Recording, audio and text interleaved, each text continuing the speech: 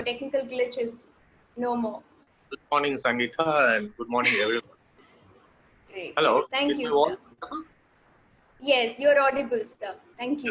Thank you. And it's a great pleasure for me to get an opportunity to speak for youth for jobs for the PWDs.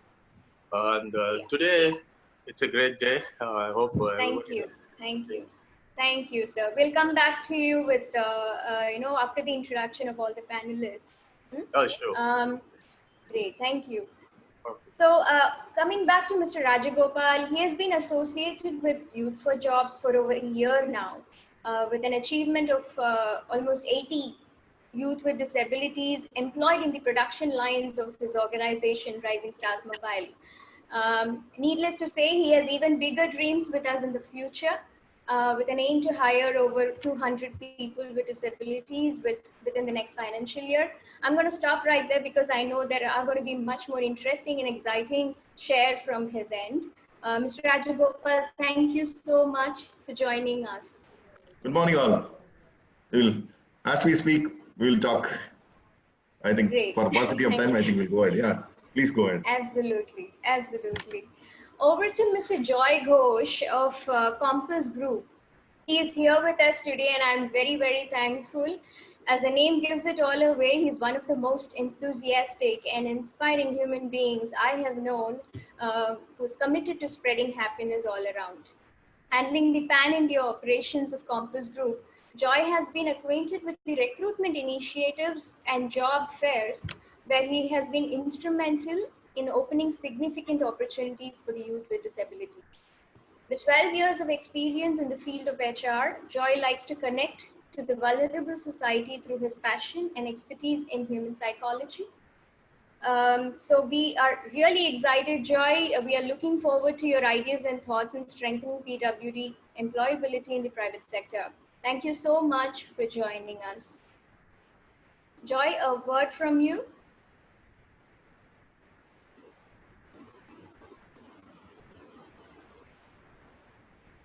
Joy, can you unmute yourself?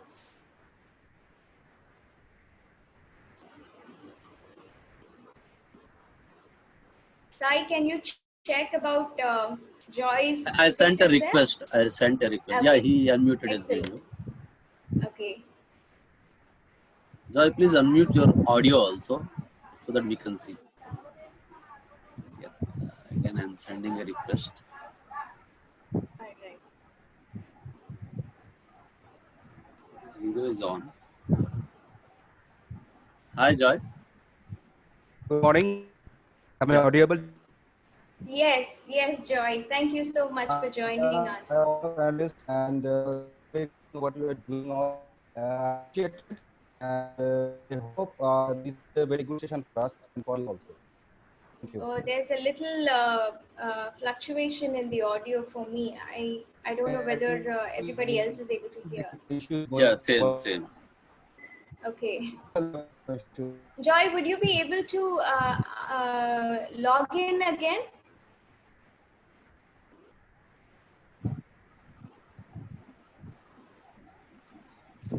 Yes, so I think while we rectify that, we have another panelist to introduce. We have amongst us Mr. Ankit Mathur of Dow Incorporation, one of the 3 largest chemical producers in the world.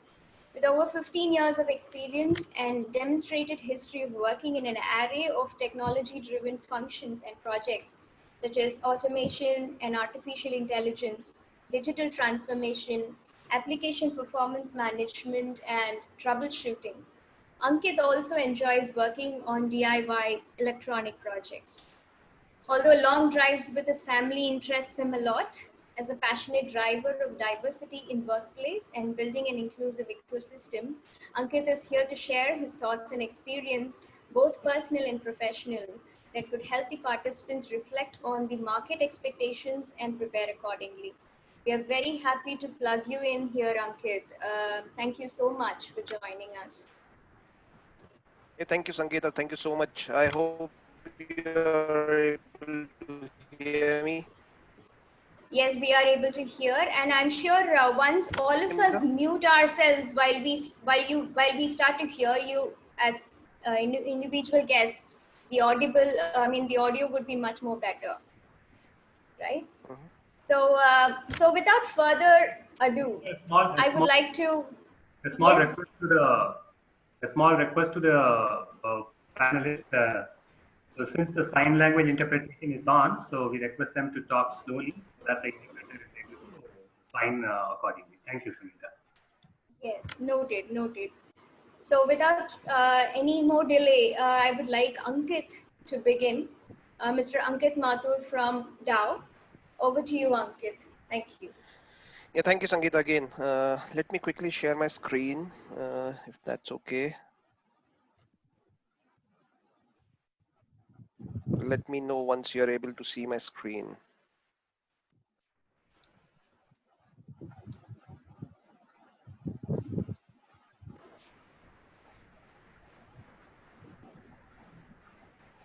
Yes, we can see your screen, Ankit. Please go ahead.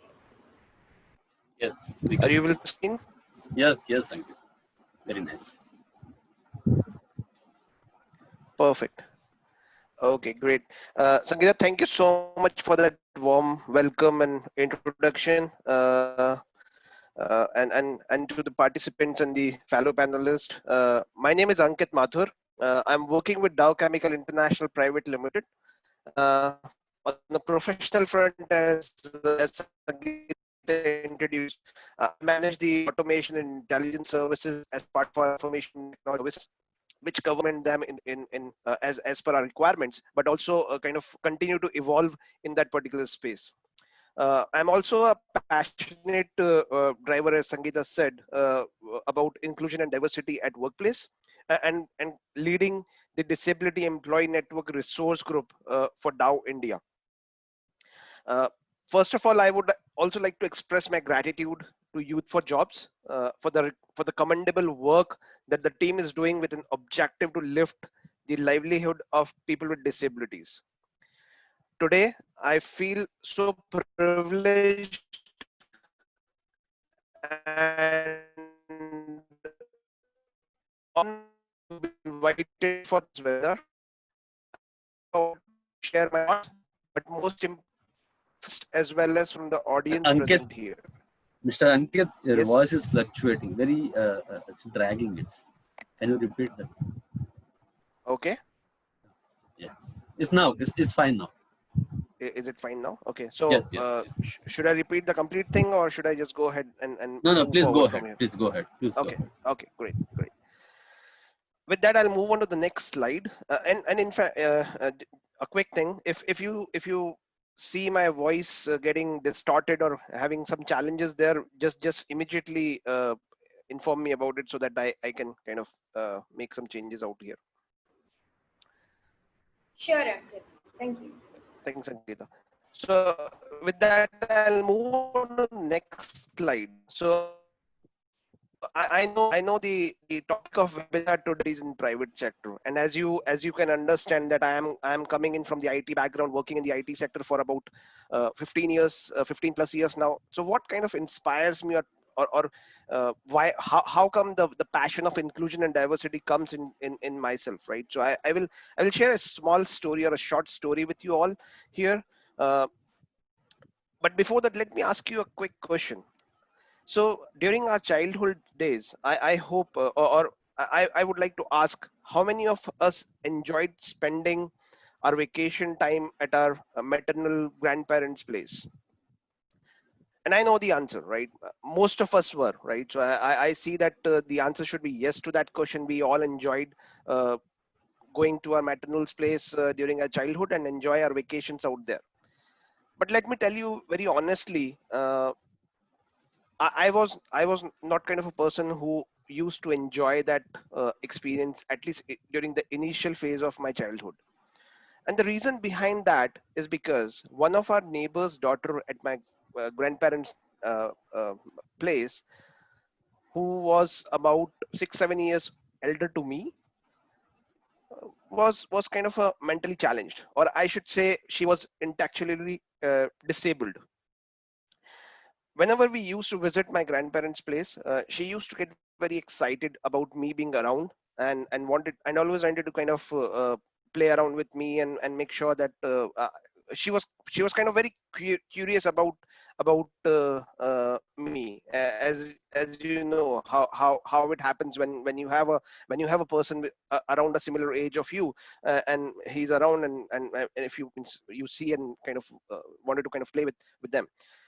But I used to be very scared of her, and I never used to step out of the home because of the fear of her being around me. As I grew up a little bit, my parents and my grandparents and my family members started to help me understand that she is not going to harm me by any means, and she just want to play with me, right? So I started interacting with her a little bit, and gradually a little more, and I felt more comfortable with it. So the reason I shared that story is because it has left a big impact on me, and we realize or not, as I reflect back now, I realize that it was diversity. Basically, we were two different human beings. So diversity is who we are. But at the same time, when I started to interact with her, right, so that was more of like inclusion, and inclusion is what we do. So to me, I will repeat that again. To me, diversity is who we are, and inclusion is what we do. So that is how it all started. And if I move on to the next slide from here, uh, I'll talk about a little bit about the foundation, and how I kind of carried forward my passion with inclusion and diversity forward. So so as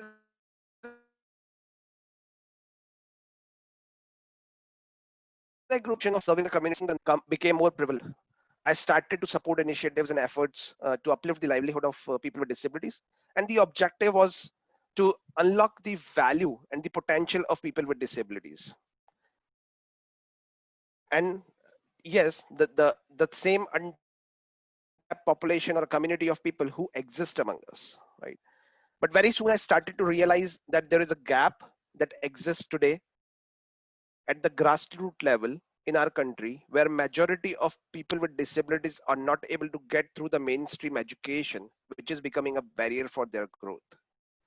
I understand that our government and organizations like Youth for Jobs are working to close these gaps, but we have a long way to go.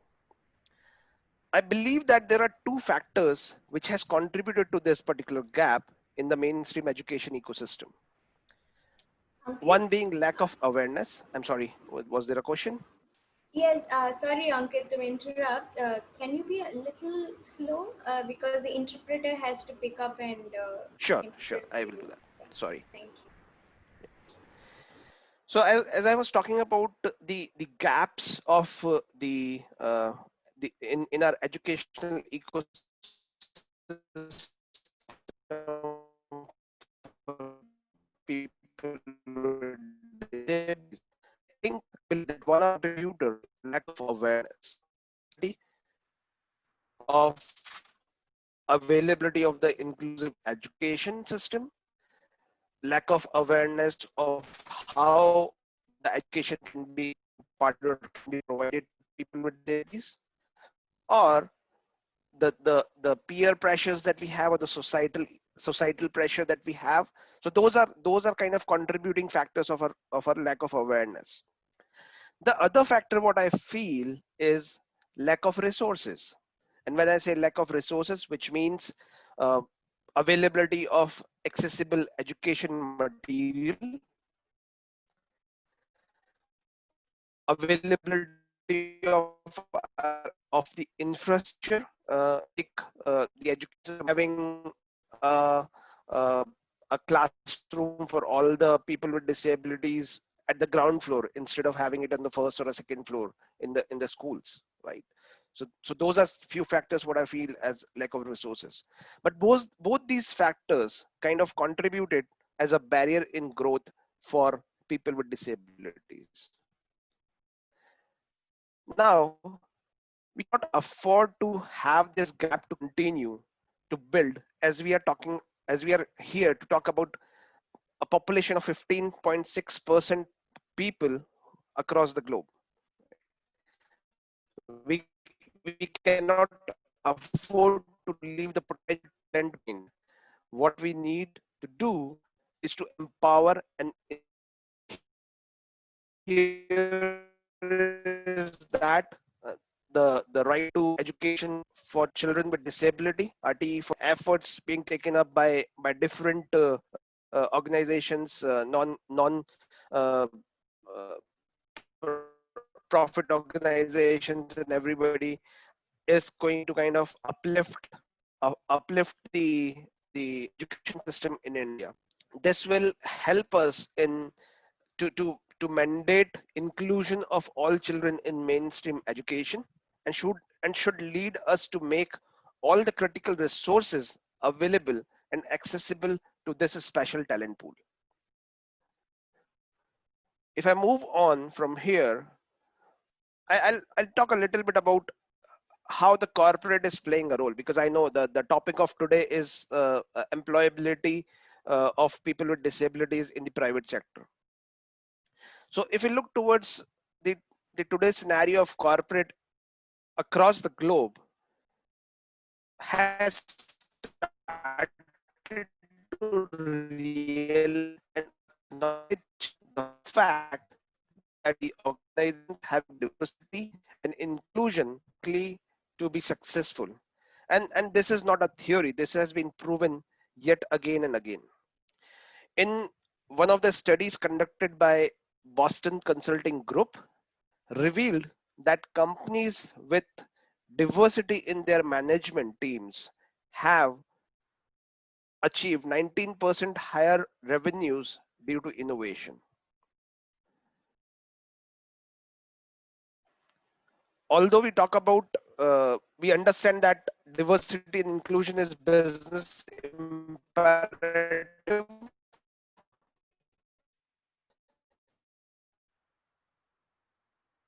the fact is that employment rate is open for 2030, which kind of contributes to about 34 lakhs of about 1.34 crore in India. So at one end we are talking about diversity, but at the same time the unemployment rate is pretty high as well. I know of several organizations who may not have concrete plans for people with disabilities, but most of them have people with disabilities in their workforce and are increasingly making their workplace disabled friendly with plans to recruit more people with disabilities. So the bottom line here is basically we need to ensure that the corporate India is accepting people with disabilities, and it already does, and they're being the agenda of inclusion and diversity is on the forefront, as I explained earlier. And there has been a substantial research which shows that diversity brings many advantages to an organization. And some of these advantages could be like increased profitability and creativity, stronger governance, and problem solving abilities. Employees with diverse backgrounds bring their own perspectives, ideas, and experiences, helping to brilliant and effective, and which outperform organizations that do not invest in diversity. So I think it is more about it is already a business case, a proven business case to have uh, diversity and inclusion on the agenda for the corporate across the globe. If you look at it globally, there is a push towards the adoption of comprehensive accessibility standards to ensure accessibility of all software, hardware, content, and other technologies for the disabled people. India has a comprehensive legal framework in place through the Rights of Person with Disability Act, which was revised in year 2016, to which kind of directs the adoption of or the compliance with accessibility standards. So we are taking, as said, we have a long way to go. journey to make their workplace more and more accessible and inclusive for people with disabilities, and looking forward to bring in more diversity organizations and leverage the potential of this untapped. Thus, with that, I'll move on to the next slide here, where I am specifically going to talk a little bit about DAO. Right. So let me start with the vision statement, a global vision statement that has been put down by our current CEO, Mr. Jim Fitterling. So the vision statement states that DAO to become the most innovative, customer-centric, inclusive, and sustainable material science company in the world. If you realize there is a word inclusive in there as part of our vision statement itself, right? Because we believe that without inclusive culture, we will find it very difficult to achieve our to kind of do that. If I move forward in DAO, inclusion and diversity is driven on 7 foundational pillars. And those pillars are like institutionalizing an inclusive culture, more of like a governance, ensuring that we are delivering an unparalleled customer experience for our customers, increasing an engagement and create an environment where everyone can thrive about our talent, cultivate an culture among our employees and people leaders, making a supplier diversity that goes for our suppliers, strengthen communities where we live, work, and do businesses, and also establish a leadership position, and be recognized as a great place to work. With that, if I'll put a little bit of a light on the efforts and initiatives that we are taking as part of DAO India, I'm very proud to share about our flagship apprenticeship program, which is called Anubhuti. Anubhuti means experience, and this program is designed to attract a talent of people with disabilities for a 1-year apprenticeship opportunity with an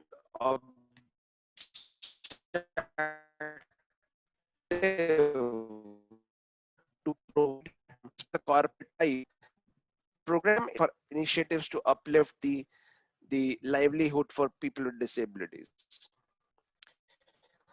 Also, we like to make inclusion part of our daily life, and we believe in learning with experience.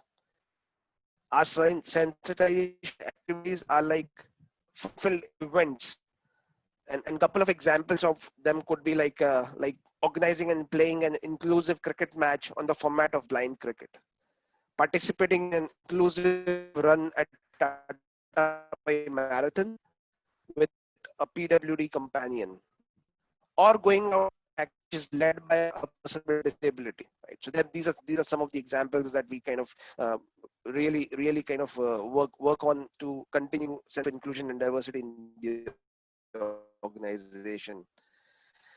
As a result of all these initiatives and efforts that we are taking, I also would like to proudly share that DAO globally has been recognized Ankit, there is more number 3 disruption right now. on diversity for people with disabilities, and this was the recent recognition that we had received from diversity. Yep, sorry. Can you hear me, Sangeeta?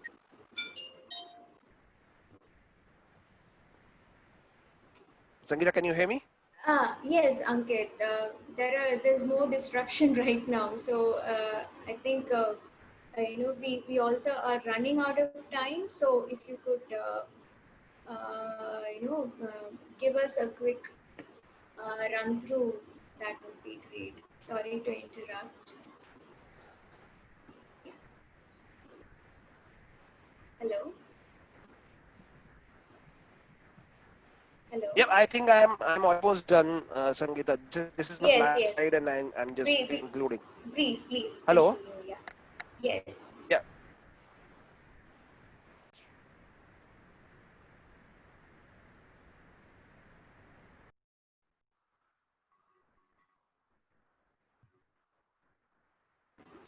Hello. Ankit, can you continue?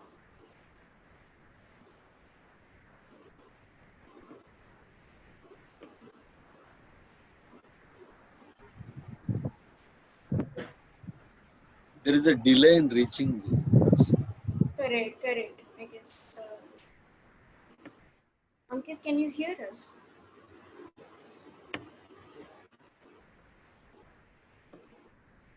All right.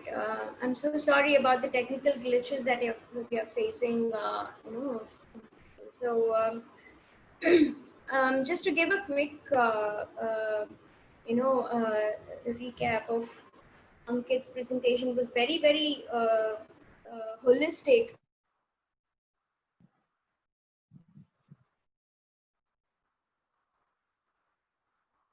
I must say, of how Dow Network Resource Group and how they have looked into not only the workplace ecosystem but also the educational ecosystem. By emphasizing how awareness plus resources, are more important to make sure there is no barrier. Ankit, are you back? Would you like to Yes, continue? Sangeeta. Yeah, I think I was on my last slide, so I was just about to conclude there. Okay. Oh, I'm so sorry. Please continue. No, that's fine. I think I'm good for now.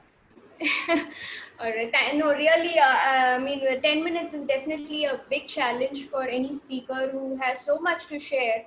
But I think we definitely have a lot of takeaway today, Ankit. So I was just telling the audience that it's brilliant how you also look into the educational ecosystem and how you strike a balance of the roles that you play as a corporate part most exclusively to make sure there is no barrier in inclusion. And it's wonderful to see how this the fundamental the pillars of foundation endow and this concept called Anubhuti is working tremendously in making this inclusion happen. So I'm sure that the major takeaway from your session is that if the corporate can look into these resources with a lot of positivity, and the corporate is also preparing themselves, to imbibe such talent into their business. I'm sure from the education space, there's a lot more responsibility that lies in producing such resources year on year. So thank you so much, Ankit, for this wonderful presentation. We would like to now switch to our second panelist, Joy Ghosh. Joy, you there? Is Joy there? Can you join us? Joy has been having trouble in, from the beginning. So I think we will look into it, and we will quickly switch to Mr. Rajgopal. Mr. Rajgopal, I know that Yes, you I am also in. have I a am in. presentation. Yeah, I do have a Yes. presentation, but Over I'll to you, make it sir. quick. Yes, I'll yes, make it very please. quick. Please. Thank you. A very good morning to all wonderful people having come in numbers 319. Good to see a lot of people from my hometown, Manargudi, where I studied, Trichy, Delhi, and where I live, Chennai, Virudhunagar, all these places. I think I'm really honored to be among you people. And today what we are trying to attempt is basically, we are going to talk about, we call people with special needs. We don't call them disability because there is ability in the dis. So that's how we are going to start, and we are going to talk about our experience with this people with special need recruitment and how they have adapted to our work environment.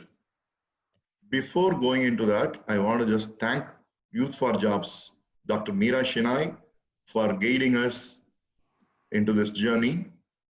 It all started with a casual chance meeting of our managing director, Foxconn International Group Holdings is our parent company, which manufactures Apple and other major phones, Xiaomi, Nokia, all are being manufactured by us.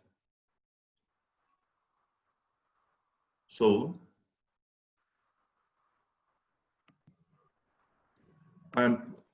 we have our 2 factories in Tamil Nadu at Chunguvar Chatram near Sri Perumbudur. Next factory in Sri City in Andhra Pradesh near Tada, where we engage totally something at 19,000 employees, especially operators, something around 15,000. So in this context, this factory wanted to engage people with special needs where they can be part of it. Not as a corporate social responsibility or compassion, but as a business model.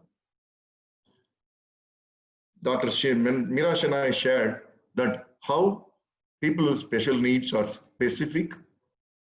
They can add value by bringing down attrition, absenteeism, improving productivity. So that's how a chance meeting in August 2018 with our managing director, Joshua Fowler, and Dr. Mirash and I started. So we started exploring how we can go about partnering with Youth for Jobs and other organizations. I am just going to give a small PowerPoint presentation within 10 minutes. I'm going to attempt to do this in 10 minutes. I have just started my timer.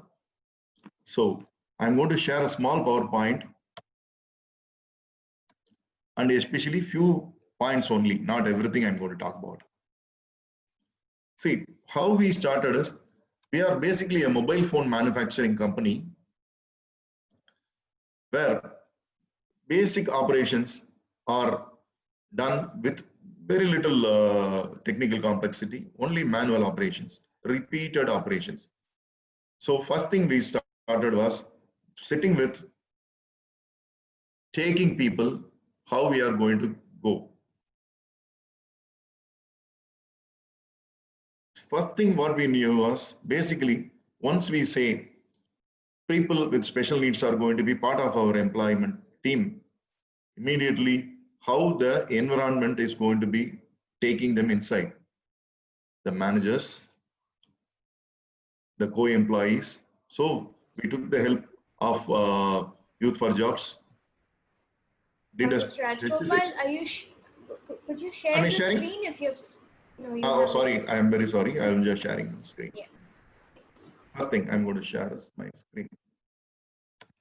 Now, is it visible? Is the screen visible?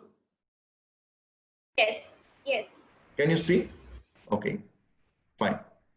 So this is what the background is. Integrating people with special needs who needs to be special. Our products were special to our customers. So we wanted special people to produce the special products. And how we went about it, Tamil Nadu, Andhra plants, how people are there, how many people are there. We just did a survey, a population survey. Then we wanted to sensitize our people. And we just told them, how this will be helpful for our business. Rather than just seeing it as a compassion, it is not a gratitude we are doing to society. It's not a corporate social responsibility. Ankit, my fellow panelists said actually, how the diversity brings in the profitability. Likewise, we started. Then we started mapping which are the areas we are going to recruit. So AP, we had a lot of population. TN, we had lesser population. So we just went ahead and mapped. Then immediately, this was major learning for us actually. We had a basic operation. With that, we did a process mapping. which area we will be able to immediately see. The idea is to make people to understand, the fellow workers, managers to understand where we can make quick winning. That is understanding that these people could be employed without any difficulty. They don't need any reasonable accommodation or any concession. So those are the areas we said we will go into it. So people who can work with support and speech and hearing, we thought we will just map. So we did that. And this may be a little technical. What we call as critical to quality, critical to process. When we are doing a product, is it going to affect the product, the ability, or certain speech and hearing disability, is it going to affect, we said. So based on that, we were able to map many of these agencies. We are able to, many of the production processes, we are able to get them with equal effort. We don't need any accommodation. So after that, the HR team and other teams went ahead, attended workshops where the employers were doing such a kind of workshops. Other best sharing practices we learned. We attended panels, better panels. We learned what to be done, what not to be done. From there, we were ready by then. So we came to Youth for Jobs. We started interviewing. We just gave pre-placement interviews, what to expect, so that we don't disappoint the first set of people who are coming in. What is our company? A realistic job preview we just gave. What to expect in a workplace, how we will be able to give facilities, what are the support systems they need. All these things we did. First set of candidates, we did with a modest 8 people. Even now they are with us. We started in 2018 with the sign language interpreter, Mr. Sikandar, and Youth for Jobs team is there. And accessibility audit. See, people just recruit and they don't follow. I want to just counsel the employers, before you go into such a kind of employment, please do an accessibility audit, reasonable accommodation support, sign language interpreters, certain signages, such a kind of workplace instructions. All these things, if you do it and go, they will also feel included, and we can also make it very welcome, successful program. So these are the things. A small thing, if you look at it, a dormitory, they are going to be speech and hearing candidates. Emergency butler with visual aid was given. So these are minute things you will have to keep in mind and start learning as we go. And how do we recruit? After that, how do you go? In a recruitment process, you will have to be integrated. You will have to just be very sensible and sensitive. In interviews, what to ask, what not to ask. You will have to have a toolkit. How to make accessible interview places. All these things we learned. And this is our experience. If you look at it, so many people joined. We had something around 71 people. We enrolled and they are with us. Despite the lockdown, they have gone back, they will be coming back. See, within 6 months, you look at improvement in attendance and the production efficiency. See, 80% they were able to come within 6 months. Yes, you can ask, all well? No, there are things which are basically we have to learn. Health, many of the people with speech and hearing disability have health conditions which have to be nourished. You have to nourish them well. This we have learned. Next, they also have certain economic and social pressures. Government is giving certain allowances, scholarships, for which they need to be physically going to their natives. This was there as a problem. Every month they had to go out of their factory, maybe 500 kilometers they have to travel. This was a problem. We represented the government. These are, as of now, these are changing. And if you look at it, positives, big plus, attendance, productivity. Next, right now, our engagement group is basically constitute 70% of them are basically from people with special needs. They are, topping in any engagement activities. They are the first one to come in. So right now, these are the examples for others now. Maybe earlier we will see. So they will give you a best employee. Now the best employees on a team are basically, these are the employees. So this is the learning I want to share. And these are my fun moments with them. So the ugly face in the beautiful girls, among beautiful girls is me. So thank you for listening to me. If you have any questions, we'll take it a little later. Thank you. Hope I have done it within my 10 minutes. Yeah, one more minute. Oh, yes, you have. Yes. Thank you so much, Mr. Rajgopal. That was a wonderful presentation.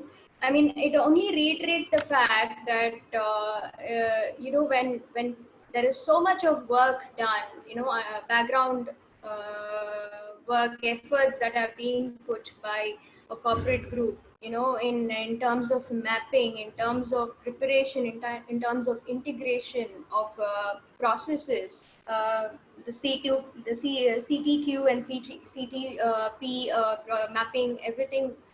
And I think this one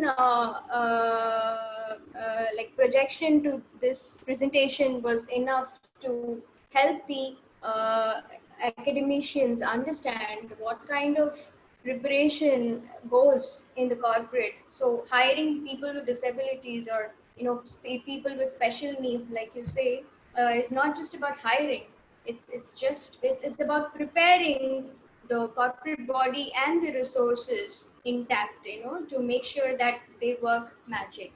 And the way they're coming back, I'm sure that's why even after lockdown, you're so confident that these people are going to come back and work, and you're going to expand with the numbers. It comes as no surprise to me, with such a leadership that is backing this particular initiative in Rising Stars. So congratulations on that, and we are so lucky to be working with you. After such great presentations by both Mr. Ankit and Rajgopal, I am so elated to now invite Joy Ghosh. I think he's back. We are so happy to have him. So Joy, if you could please come online now, so we can continue. Joy, can you unmute yourself?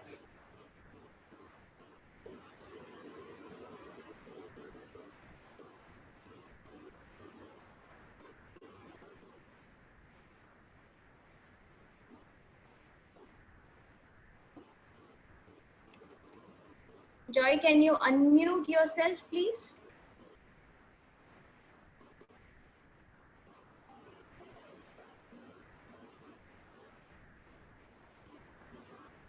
I can see him.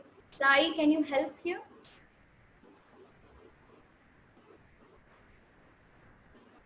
I think we are having some little trouble again with Joy Ghosh. No, I sent a request to start the video. Yes, I can see him. Yeah, I can see him now. Audible, yes. Hi. Yes, absolutely. Thank you so much, Joy. Is it possible for us to also see you? Obviously, you can, but the technical issue is going on still. I can switch off my video. I mean, if that's also no. Okay. No issues. Please go ahead. I think we have a good introduction of you. Oh, we can see you. Thank you so much. Yes, over to you now. Thank you. Okay. Thank you, Sangeeta. Before start my session, I just want to thank you to Sangeeta and team Youth for Job, that they are doing a very good job for India, for free and all. And special thanks to Gopal. So guys, I need to off video because in technical issues going on. So guys, I'm not going to share any kind of clips to all of you, but first I just need to introduce my company, Compass Group. what Compass Group is all about. Compass Group is an MNC company. It's from UK-based company, and we have 48 countries we're working with. And in India, our head office is in Gurgaon, and I am based in Gurgaon. From last 2 years, I'm working with Compass Group, and I'm taking care of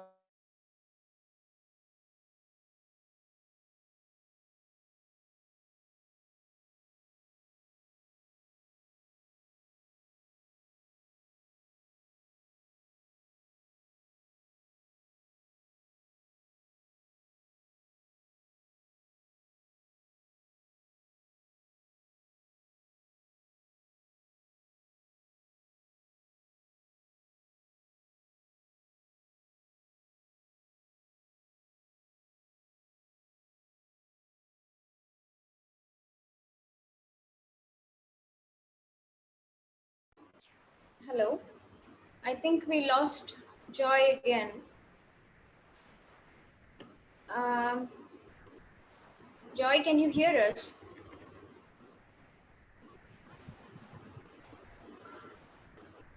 I'm sorry, see, we are running a little out of time. So I think we should switch. Yes, Ramesh. Yeah, so the next session is at 11, so we have about 10 minutes. Correct. So, yeah. Correct. Yes, I understand. So I think we will connect with Joy offline and find out what is her problem. So Mr. Sridhar, can you please come online? With your audio and video unmuted.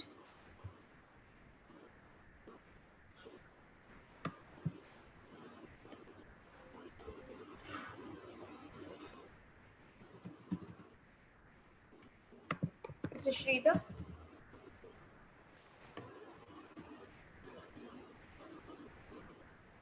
Yes, we can see you, but you need to unmute your audio. Can you unmute yourself? You're still on mute. Yeah. Yes. Is it Hello, audible? Mr. Sridhar. Yeah, hi, Sangeeta. How are you? So I think the session is going very fine now. I hope you're having a good time listening. It's challenging, of course, but we are looking forward to you talking. Yes. Over to you, sir. Thank you. Okay.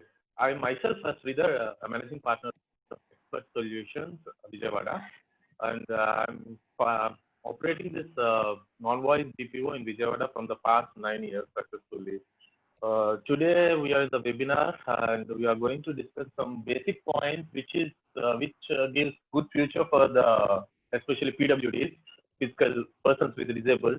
So first point what I want to discuss is inclusion of job opportunities for the PWDs in the private sector is the first point what I want to discuss. If government organizations, government offices and all, there are so many opportunities, like there is a reservation for these PWDs, but coming to the private sector, there is no particular thing. And there should be some mandate by the government, like stating there should be some percentage for reservation for these PWDs in private sectors also. So the government should bring some government order GO stating a particular reservation, maybe 1% or 2% for these PWDs, getting their jobs in the private sector should be made mandatory, and they should take minimum percent of 1 or 2% in their organization who are corporate and private organizations, so that it will give some good opportunities for these PWDs. And next, coming to the institutions and government like training institutions or educational institutions, what they need to do is they should find out the skill what is hidden in the PWDs. Basically, if they are not disabled, they are challenged people. So if somebody has disability in some aspect, they will definitely having some good, what you can say is some different ability in some aspects. So the institutions or the training centers should notice that abilities, what they are good in, and they should be get trained so they get confidence in that particular aspect and they get a better opportunities in the jobs in private sector. And next comes what I want to discuss is the skills what the private organizations look for. What are the basic skills the private organizations look for is they go for the communication skills and next the technical skills. Actually, communication skills, communicating effectively is the most important thing in communication skills. It's the most important thing. And like communicating, sharing your ideas, presenting, listening, and work well in the group is also important for the private organization. They look for the performance, the private organization look for the performance as well as spontaneity. I have seen some hearing impaired people who are very good, like in responding. If you train them, they grab it very soon. So it's a very good for them to teach, and they are very good learners even. So the institutions should track which field they are good in, and they should be get trained. When coming to the skills point, communication skills. These communication skills that can be trained basically in the institution, but the most of the things comes with the job experience. So people who have got trained in the communication skills, it doesn't come simply. They need to practice, talk to the people, communicate with the people, performing the things, and all will do help for them to get good in the communication skills. And coming to the technical skills, that can be trained in the organizations, but most of the technical skills will be trained in the placement itself. So if you take many companies like TCS, Microsoft, or whatever, Google, they look at the basic skills, what do they have? But when they go for the job, they train themselves. They train for 6 months, 3 months, 1 year, and then they will be put into the project. So if you learn the basic skills, that is good enough. I hope that is good enough.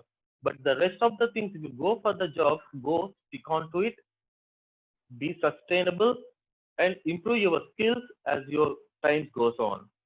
Okay, next, coming to the job opportunities for the disabled, there are huge job opportunities. We can't say there is unemployment, but if you really try, there are huge job employment for disabilities also.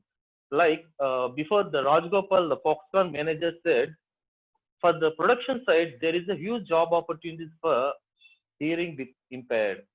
Like if they go to the production side, they will train how to manufacture or how to assemble and all, and they daily the job will be the same. There is no need to modify, or maybe if his position changes, then it needs to modify the actions what he has to perform. But if he is going to perform the same activity, it will be the same and easy, very easy for the hearing impaired to train up. So that is my opinion. And there is one more opportunity for hearing impaired. They can go for the what you call retail outlet. They can go for the retail outlet or store management. There is a job opportunities for them. When coming to the other than the hearing impaired, when we coming to the visual impaired, there is some jobs in the BPO sector where only voice is needed. That if they have, the process is to convince the customer. There is no other thing to do. They need to talk. If they are good in like language, whatever language they are good in, like if they are good in Telugu, so they can convince the customer. If they are good in the English, so they can convince the customer. So these are the skills what those people need to be developed, and this should be provided by the training institutions. What they do. And for the locomotive disabled people, there are job opportunities in BPOs, and they are good enough in accounting. They can go for some auditors also. They can get trained. They can get a good job. And there is one more good job in back offices for the locomotive people. If they improve their communication skills, if they improve their English a little bit better, I hope they will get a bright future than the normal people do have. When we look at the normal people in today's societies, we feel them very lazy. But when we take to these disabled people, they're very challenged. They are very good at their at their learning skills. They are very good. They are very interested. If you train them once, that is good enough. There is no need to repeat. There is no need to tell everything every day. So the training for them is very important, and they can grab it very clearly and very soon. And for the private sectors, hiring a disabled people is a little bit tough task, because if they hire a visually impaired or hearing impaired people, there should be interpreter to train them. But if they hire some interpreter in the organization, because there used to be a big organization, they have a many number of employees, they can hire some interpreter also, so that he can look after the people who are disabled, who are hearing disabled, and they can train them. Once they get trained, they will automatically get into their job. So it's not a big issue. And these are the what are called opportunities, job opportunities for these disabled PWDs. And in conclusion, I just want to say, basic thing is there should be inclusion for the disabilities in the jobs in private sectors by the government itself. It should take some action. It should bring some GO for the reservation in private sectors, and the institutions should identify the abilities, should identify the performance, what they should identify the skills in the disabled people, and then they have to train them. They should get the confidence in what the skill they have, and they can get placement easily in the private sector. And finally, for the PWD, they should develop their personality skills and the personality development program. They should participate in personality development program, and they should they should get their abilities better, and they get the opportunities, fine opportunities. That's all for today, and thank you for Youth for Job. You are giving me this opportunity, and thank you all.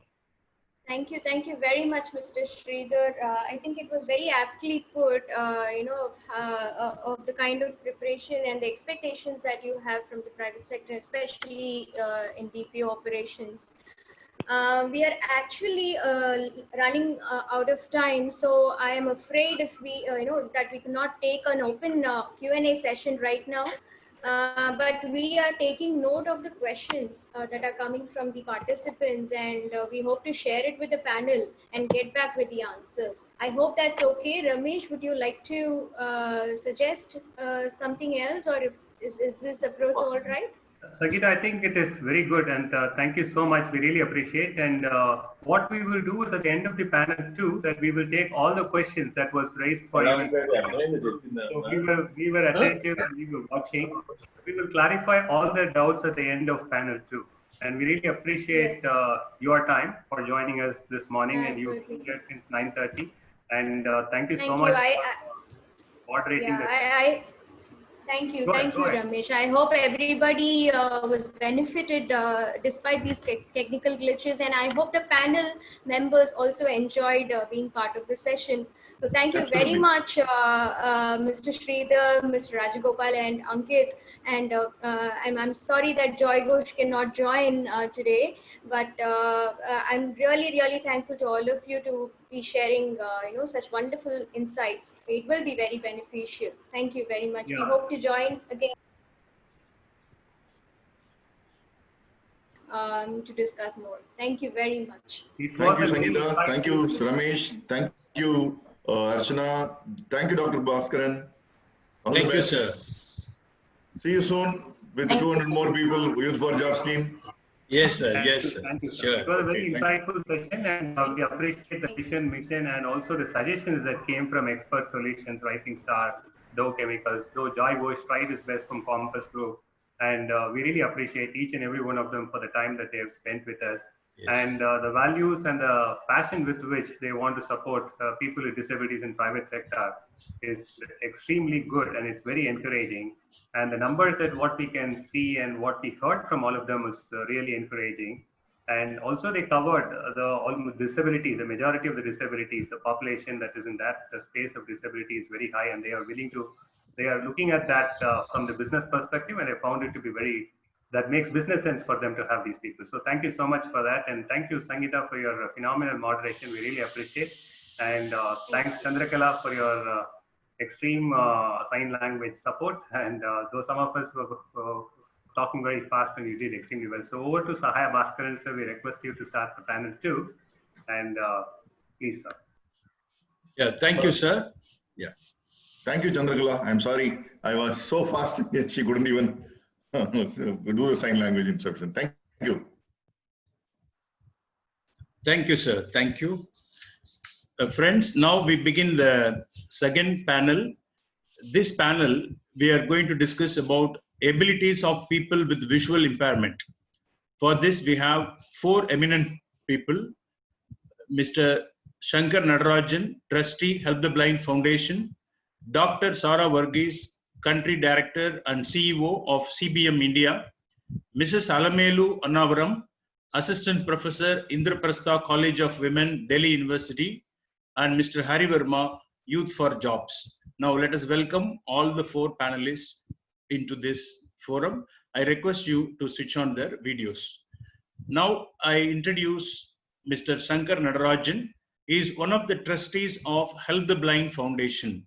Help the Blind Foundation provide scholarships to about 2,000 plus students all over the India, and I am sure Sir will share the experiences of Help the Blind Foundation in meeting the economical poverty and the disability and making even service in the sector of providing scholarships in higher education. Shankar Nadarajan is an experienced management executive with over 30 years of management experience for a broad spectrum of companies. He worked in India, USA, and Netherlands. His scope of leadership responsibility included international assignments with an emphasis on sourcing operations in Asia, India, and other parts of the globe. At present, he is the Managing Director of Vitamin Consultancy, Bangalore. Welcome you, sir.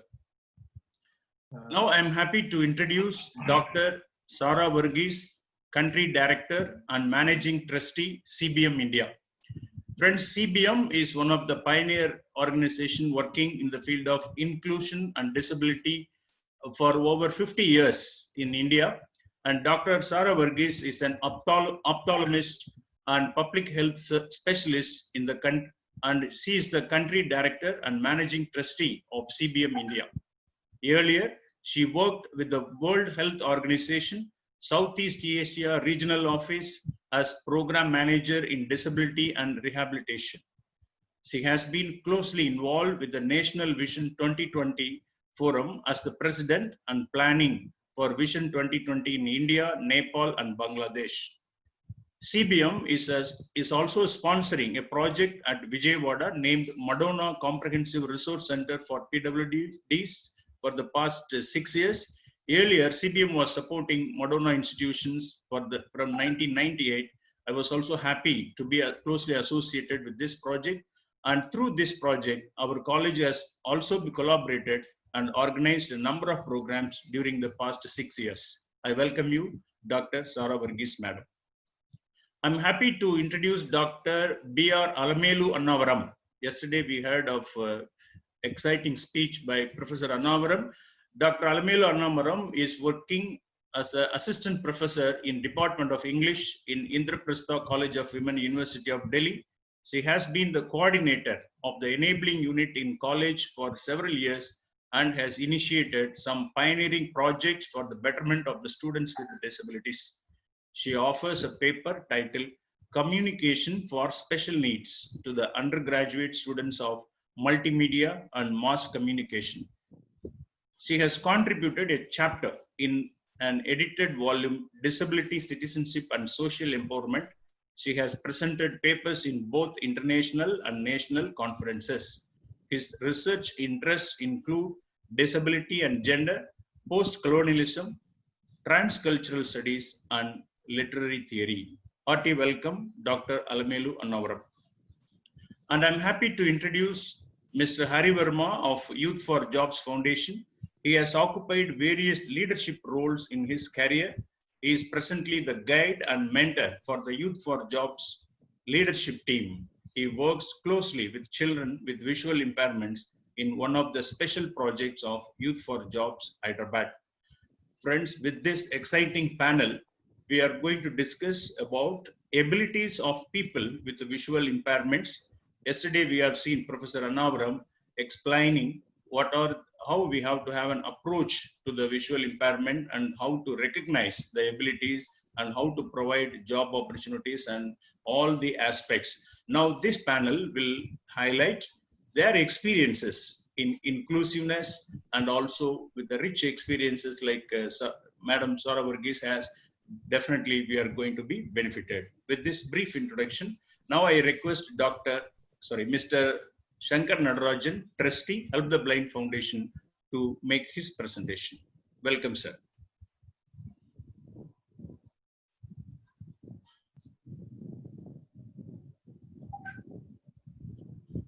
Thank you, Dr. Xavier. Could you hear me? Yes, sir. Yes, sir. Please go ahead. Excellent. Thank you. Thanks for this wonderful opportunity. Particularly, thanks for arranging such a wonderful event. I'm glad that there is a platform created that we can all get together and talk about. Particularly today's topic that's given to us, abilities of people with visual impairment. Sir, excuse me, sir, can you keep the mic closer? Mic, yeah. I will try. Yeah, is it audible now? Yes, better. Okay. So in Help the Blind Foundation, we believe that every person's ability is depending on what we train them, how we train them, like how we train any other sighted kids. The only thing is we need to provide them the necessary tools to learn. So we don't differentiate what a person can do or cannot do. That depends on their own individual personalities. So having said that, I would like to present certain a PowerPoint presentation. I'll walk you through quickly what we at Help the Blind Foundation doing in bringing up their talents and abilities to the front, or how we are training them. So let me try to share my screen. Host disabled attendee screen sharing. Yeah, let me try again. Yeah. Dr. Sahaya Bhaskaran, could you allow me to share my screen? Yes, sir. I think, yeah.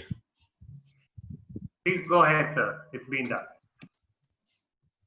Host disabled attendee screen sharing. Let me see again.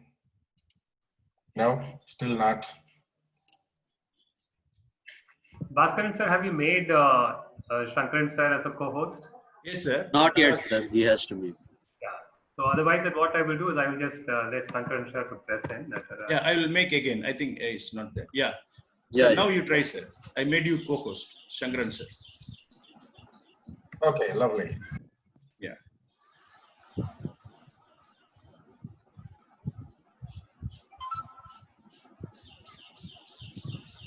Yeah. Are you able to? We see it, sir. We can see and we can hear you well, sir. Thank you. Excellent. Thank you. So my first name is Nataraj, and you can call me Nataraj or Raj, like how my other US friends and others calls me.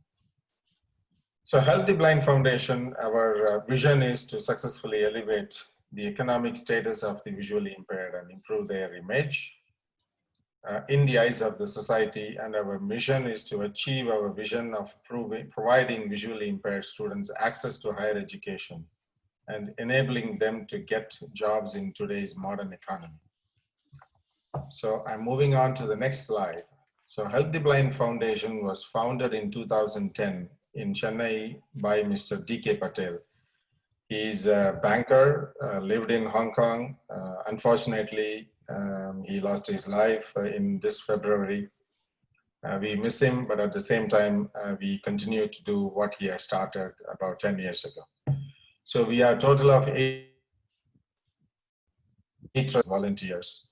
Our purpose of existence is, of course, besides providing financial support for higher education to visually impaired students, we also engaged ourselves from 2018 in providing skill development training to them. Because coming from a multinational corporate background, when I came to India and I was associated with this organization, I felt that by merely providing a college education, it's too difficult to get a job in India, even for a sighted, unless they hold some special skills.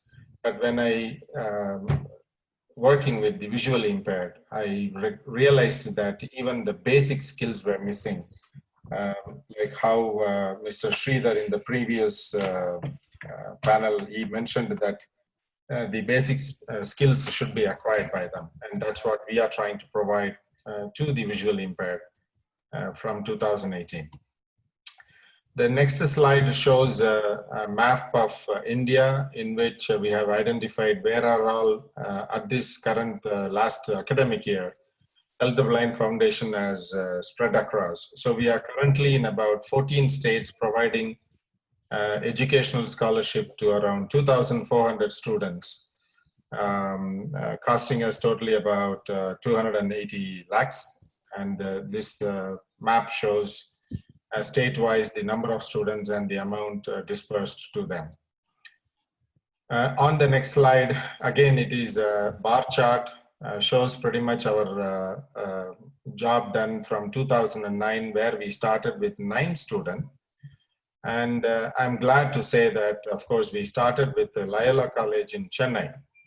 Of course, Andhra Loyola College is taking the lead now in hosting this webinar. But our journey started with the Loyola College in Chennai with 9 students. And today we are providing scholarship to 2,400 students. And the next slide shows the same figure in terms of value. So from 1.47 lakhs in 2009, today we are up to close to 3 crores in a year is what our outlay in terms of scholarship amount. Our impact study, so far the number of students graduated from 2011 through 2019 is in total 1,659 students graduated, of which close to 200 students are master's degree and around 1,500 students are undergraduate degree. And coming to our skill development training, which is where I'm going to spend a little bit more time, which I think relevant to this discussion also. We felt that besides providing education, we also felt that we need to make the students independent in terms of mobility. And also they need to become employable when they complete their graduation. So we call our program as EMET, which is Education, Mobility, Employability Training Program. Basically, we are providing a foundation course in digital literacy and employability for visually impaired. In general, I felt that many organizations are doing it, particularly like Youth for Jobs, Samarthanam, Sarthak, even Pune Blind Men Associations. Like that, there are many organizations are providing computer training or mobility training in their premises. So when I went around India in 2017 and 18, I realized that while the students are at their colleges, is it something that we can do? And so I was exploring in that angle, and based on which we derived a program of EMET, because the advantage, the uniqueness of Help the Blind Foundation is that we currently touch students in 236 colleges across 14 states. So every year, our 45 plus volunteers go to these colleges, talk to these professors, talk to the principals, develop a relationship. So we felt that we can leverage that and then approach the college professors and students and see how we can do it, this training at the college while they are pursuing their degree, so that when they complete their course, they become employable, and then we can approach the employers, potential employers, to absorb them. So it's a 2-year program. It begins with a building aspirations and awareness workshop. So we conduct a career awareness workshop and also reading without seeing workshop for 3 days. And then we also do a fundamental course in the first year, building fundamentals. And then in the second year, it takes us to building employability course. So this slide is showing what are those building aspirations awareness, like role of technology, assistive devices, private jobs, careers, quality access in higher education, what is available for them. And in building fundamentals, we teach them computers, employability, life skills, mobility, and English, which is a fundamental course. And then in the second year, we take them into an advanced computer, advanced employability, life skills, mobility, and English. So on the next slide, it is also includes a 2-year program details like life skills and mobility training. And in the life skills, we pretty much set the expectations for them, how much they can expect, what they can expect in a private sector or in a public sector, and how does it goes. And then we also set the real training rules and responsibilities. We felt that the visually impaired, of course, they do have a disadvantage, but at the same time, when they go to a private sector jobs, beyond charity purpose or beyond any sympathy purpose, but also they need to earn their dignity. They need to earn, and they need to be treated like any other employees, and they need to earn their salary, and they need to earn their growth. So we set the rules and responsibilities, peer teaching, daily living skills, window shopping, how do they move around, how do they shop, analytical skills, job simulations, and then company visits. And on the mobility training, of course, many techniques which I don't need to go through, going up, down, travel, road cross, exploring new places, things like that. So on the next slide, I'm talking about EMED sponsors and partners. We are happy to say we are supported by Cognizant Foundation, Canara Bank, and a couple of other private players, Majestic Exports and RK Exports, many others.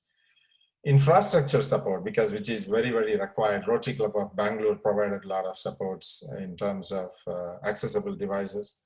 Sanghya Foundations is providing us all our computer requirements, most of it.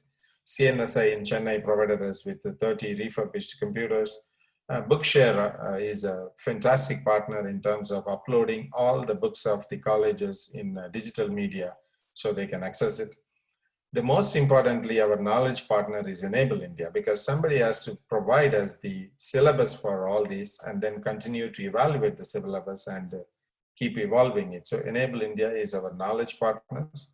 Not only providing syllabus, they are also conducting a Train the Trainer program.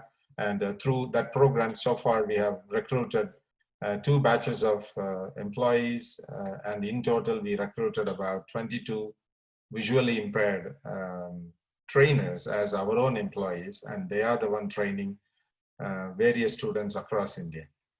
And then our training partners. So when we went around, and when I went around, in fact, I met Meera Shanai. She was fantastic, and we wanted to hopefully in the future engage their team also in training our team. So currently Samarthanam is helping us training the students in Delhi, PBMA in Pune, Silver Tongue in Coimbatore, and there is an organization called Chirantana in Bangalore, and they are helping to train our trainers as well as students in sensory sessions, theatrical sensory sessions, where they help to bring their talents.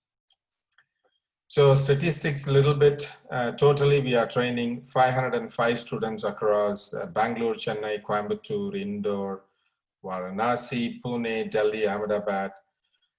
Number of training centers are 16. Then we have total number of training staff are 30. And out of the 30, around 24 are visually impaired and around 6 are sighted. And total number of students are 505. They have completed their first year of training, and now we are in the second year, and they will all be come out of that hopefully in the year 2021 September. And also this COVID threw us a challenge in March. Ours was totally only an on-site program, and once COVID became an issue, when colleges were shut down indefinitely for that time, we were scrambling for about a week, and then immediately we bounced back. We came out with a new syllabus for communicative English computer employability. We are conducting now programs through mobile phones, Google Meet, Zoom. Of course, we do have a challenge in the availability of laptop with the students and the network connectivity, and we are trying to overcome that. Many media interest shown, and we are grateful to all the medias. And I just provided a link to the media. Those who are interested could see it later. So we are further widening our scope. As I said, we are digitizing the books through Bookshare. We are also talking to many colleges that how they can conduct their examinations through computers. That should reduce the dependency of the students on the scribes or unavailability of the scribes, which is the biggest challenge. We continue to have a train the trainer program with Enable India. So every year they come out with the 2 batches, and then hopefully we absorb them. We are also mobilizing volunteers through various recruitment drives or various other organizations who are helping us. And we are now trying to take this program from a college level to the pre-university or +2 level, so that the start can be very early at the stages. The road that we are looking ahead is scholarship. Of course, in the next 2 years, we wanted to increase it from the current 2,500 to 4,000. We wanted to conduct career awareness programs every year, at least 1,000 students going forward. The EMET program, we started out with 250 students and 6 centers, and today we are training 500 students in 16 centers. And in the next 3 years, we are aiming 1,000 students at around 30 centers. In addition to that, we are also conducting coaching classes for competitive exams at our Chennai office, which we wanted to spread across with the help of other organizations to another 200 plus students. Laptops, currently we have distributed around 15 laptops. We know our requirement is around thousands of laptops. We are trying to approach many organizations. Hopefully we will get that done. What we need from the industry. Definitely many speakers pointed out that, that HR policies are evolving. Definitely I would request every private organizations to have a HR policy to recruit, particularly people with disability and visual impairment. For the visual impairment, since we are closely involved, tactical signs in their offices would be a great help for them to move around. We definitely also talking to many software companies like SAP, like Microsoft, with all their ERP systems or software systems is screen reader friendly only to a certain extent. And we request all of them, even individual players, how their systems can be modified to be a screen reader friendly, like JAWS or NVDA. And also we are asking all our partners and private sectors that their websites, if they can make sure that they are VA accessible, that would be great. These are some of the photographs of our training. On one side, you see our VI students going through computer training, and another photograph shows some of the employability training conducted by one of the VI trainer. Then mobility training is going on in one photograph. Another photograph shows our visit to a private company factory visit. Many feedbacks as given by many of the students. I have listed some of the students' feedback. There are also video clippings available in the YouTube channels. Those who are interested, I would be happy to send it to you. And I will be happy to even share this presentation to you, so you can also watch those videos, YouTube videos, whenever you would like to. That gives great confidence. Many of those VI students, all these feedbacks are from the VI students, visually impaired teachers and trainers. And I would encourage all our VI friends who are present in this webinar would like to go through it, and that will definitely, I'm sure, help them to build their confidence level. My personal goal is to make this program redundant. Why I'm saying that is, like Andhra, Vijayawada, Loyola College, they are pioneers in this. In fact, when we looked around the colleges, they are the ones said, hey, we are running it already and we don't need you.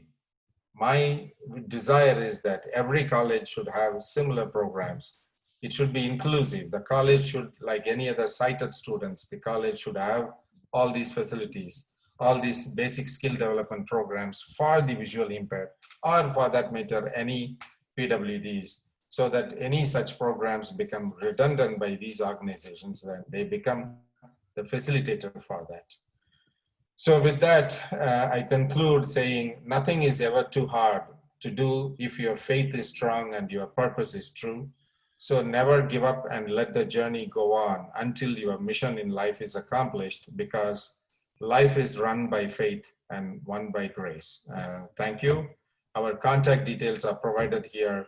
For those who would like to contact us, you could call us at 900-333-0197, 900-333-0197, or info@helptheblind.in for your scholarship needs or for your training needs. Thank you. Thank you, Mr. Nataraj, for nicely presenting the need for skill and also the various initiatives taken by Help the Blind Foundation. I am sure, as you have pointed out, there is a huge need. Every institution has to collaborate with the NGOs and other organizations to reach out to the students in need. And thank you so much, sir, for sharing very nice initiatives of Help the Blind Foundation. I am sure many of us will contact from other institutions, and definitely we can reach many. Thank you so much, sir. Thank you for joining. Thanks for the opportunity. Thank you very much. Thank you, sir. Thank you. Now I invite Dr. Sara Burgess, the country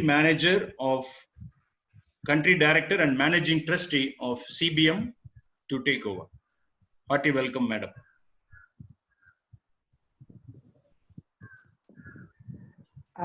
Good morning. Good morning, madam. First of all, a big thank you to Professor Bhaskaran for inviting me to be on this webinar, and also to Youth4Jobs for arranging this webinar. Thanks to all of you.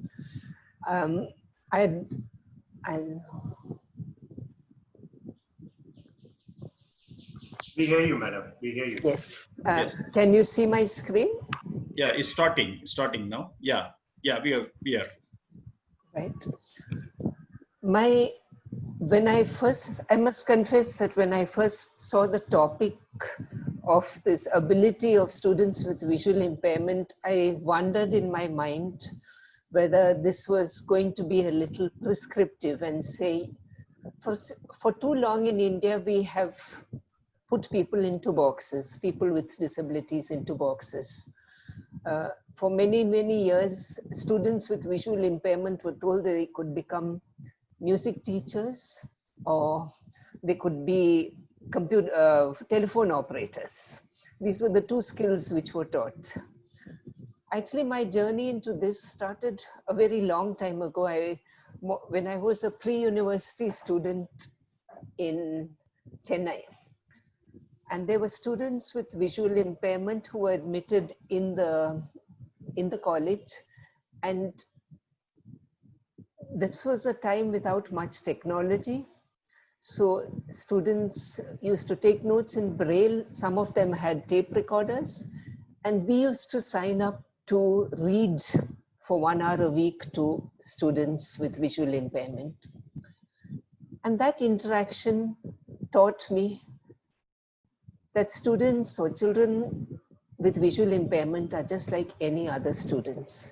They're individuals with their own capacities, their own talents, their own interests, and they need some can be very highly academic, some are less academic. And we need to give them the opportunity to grow as human beings, bring out their own individual talents, perform or work to the best of their own individual levels. CBM has been working in this field for over 50 years in India. We are proud to say that some of the earliest programs for students with visual impairment, whether for children or for young adults, were started by CBM. The first course for higher education and a master's in special education for students with visual impairment.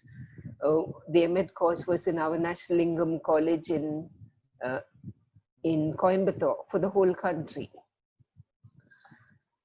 And just to take what I have been, so CBM is working at different levels, making sure children get education first and foremost, school education, and then how they can go from higher education complete their basic education, school education, go into higher education, and go into employment. We work with a network of organizations across the country, more than 50 at present, and over the years, we must have worked with more than 500 organizations. Just to talk about one aspect of what we are doing in higher education, we started this scheme for scholarship scheme way back in 1993. It reaches 24 states in India, and over 15 years we've been providing laptops with screen readers, tuition fees, skill enhancement training, state level workshop. And our ultimate aim is through this, that to take what Mr. Nataraj said a little further, it's not just that making ourselves redundant, but that society automatically includes people with disabilities in all aspects of life, so that they have the same opportunities as people without disabilities, whether it's for livelihoods, whether it is for education, whether it is for access to health or employment. Our focus is, of course, on those in low-income settings, because we feel they are even more excluded than others. I don't know if any of you know or have heard of Bino Zeffin. Bino Zeffin was a scholarship holder when she was doing her higher education in Chennai. She went on to pass the formidable civil services examinations and became the first person with visual impairment to join the Indian Foreign Services. She's also pursuing her PhD degree. This is one example of a person who, with visual impairment, who has excelled through the benefits of the Marga Schulze Scholarship. Another very early scholarship holder was Dr. Anjum Khan, who is gone on to become a professor of English at the Avanashalingam University. She says that the scholarship was not only a means of financial support, but a great source of encouragement. And this is what we are aiming for through these scholarships, that education should be life-changing. It should give economic empowerment, social life, and identity.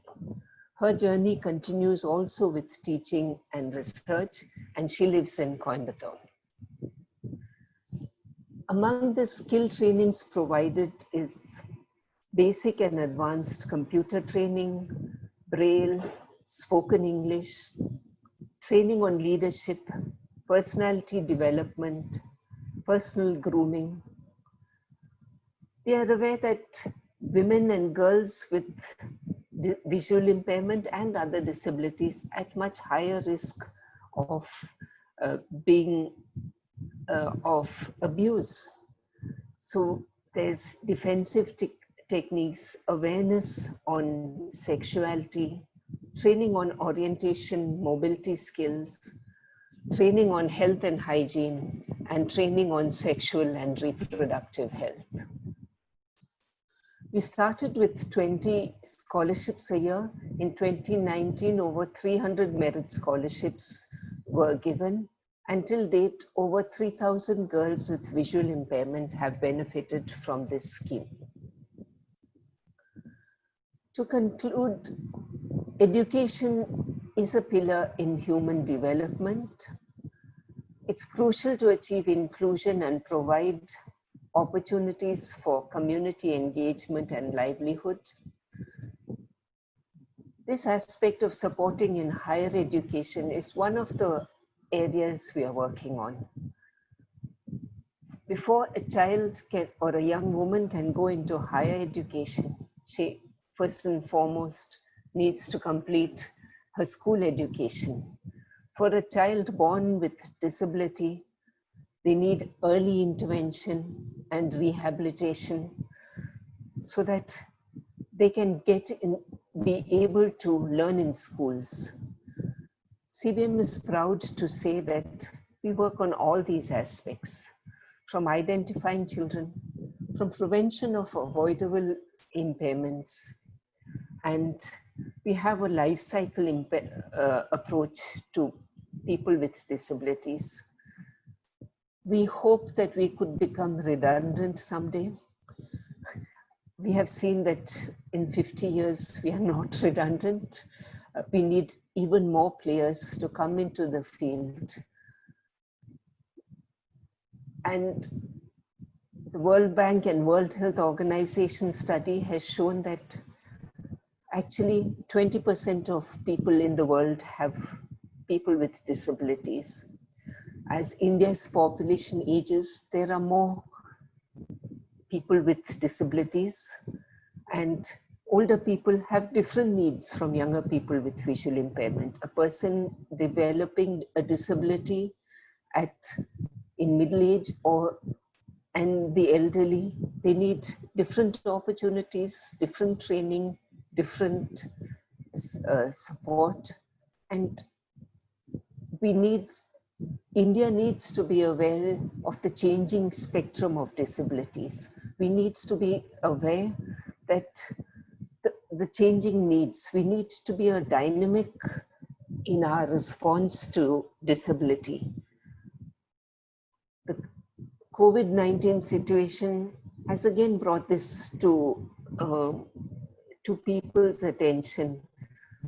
Again, our previous speakers spoke about how quickly they needed to change their training programs. We too try to respond in various ways to the COVID-19 crisis. And this is something I feel that the disability sector in India is very dynamic. And able to respond sometimes much more than the non-disability sectors, because we are used to responding to changing needs. We hope that our programs continue to be relevant, and for any inquiries, you can contact us on info@cbmindiatrust.org. Thank you.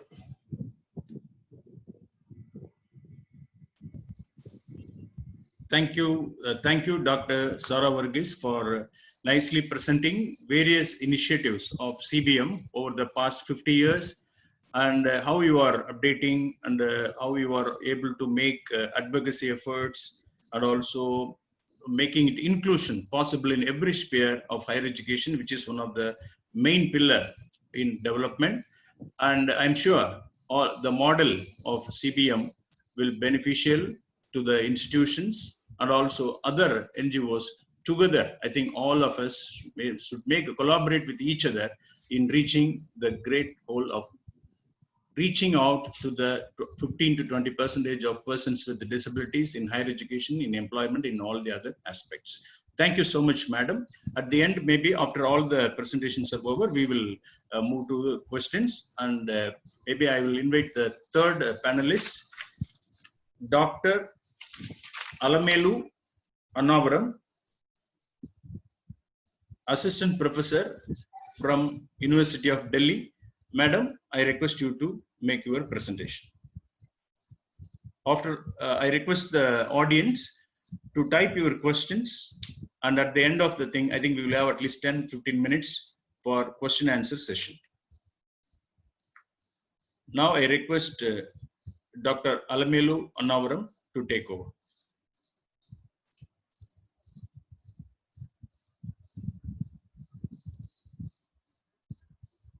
Professor, sir, we'll have to unmute. Yes. Everyone. Okay, co-host. Yes, madam, I made you co-host. Yes, you can speak now.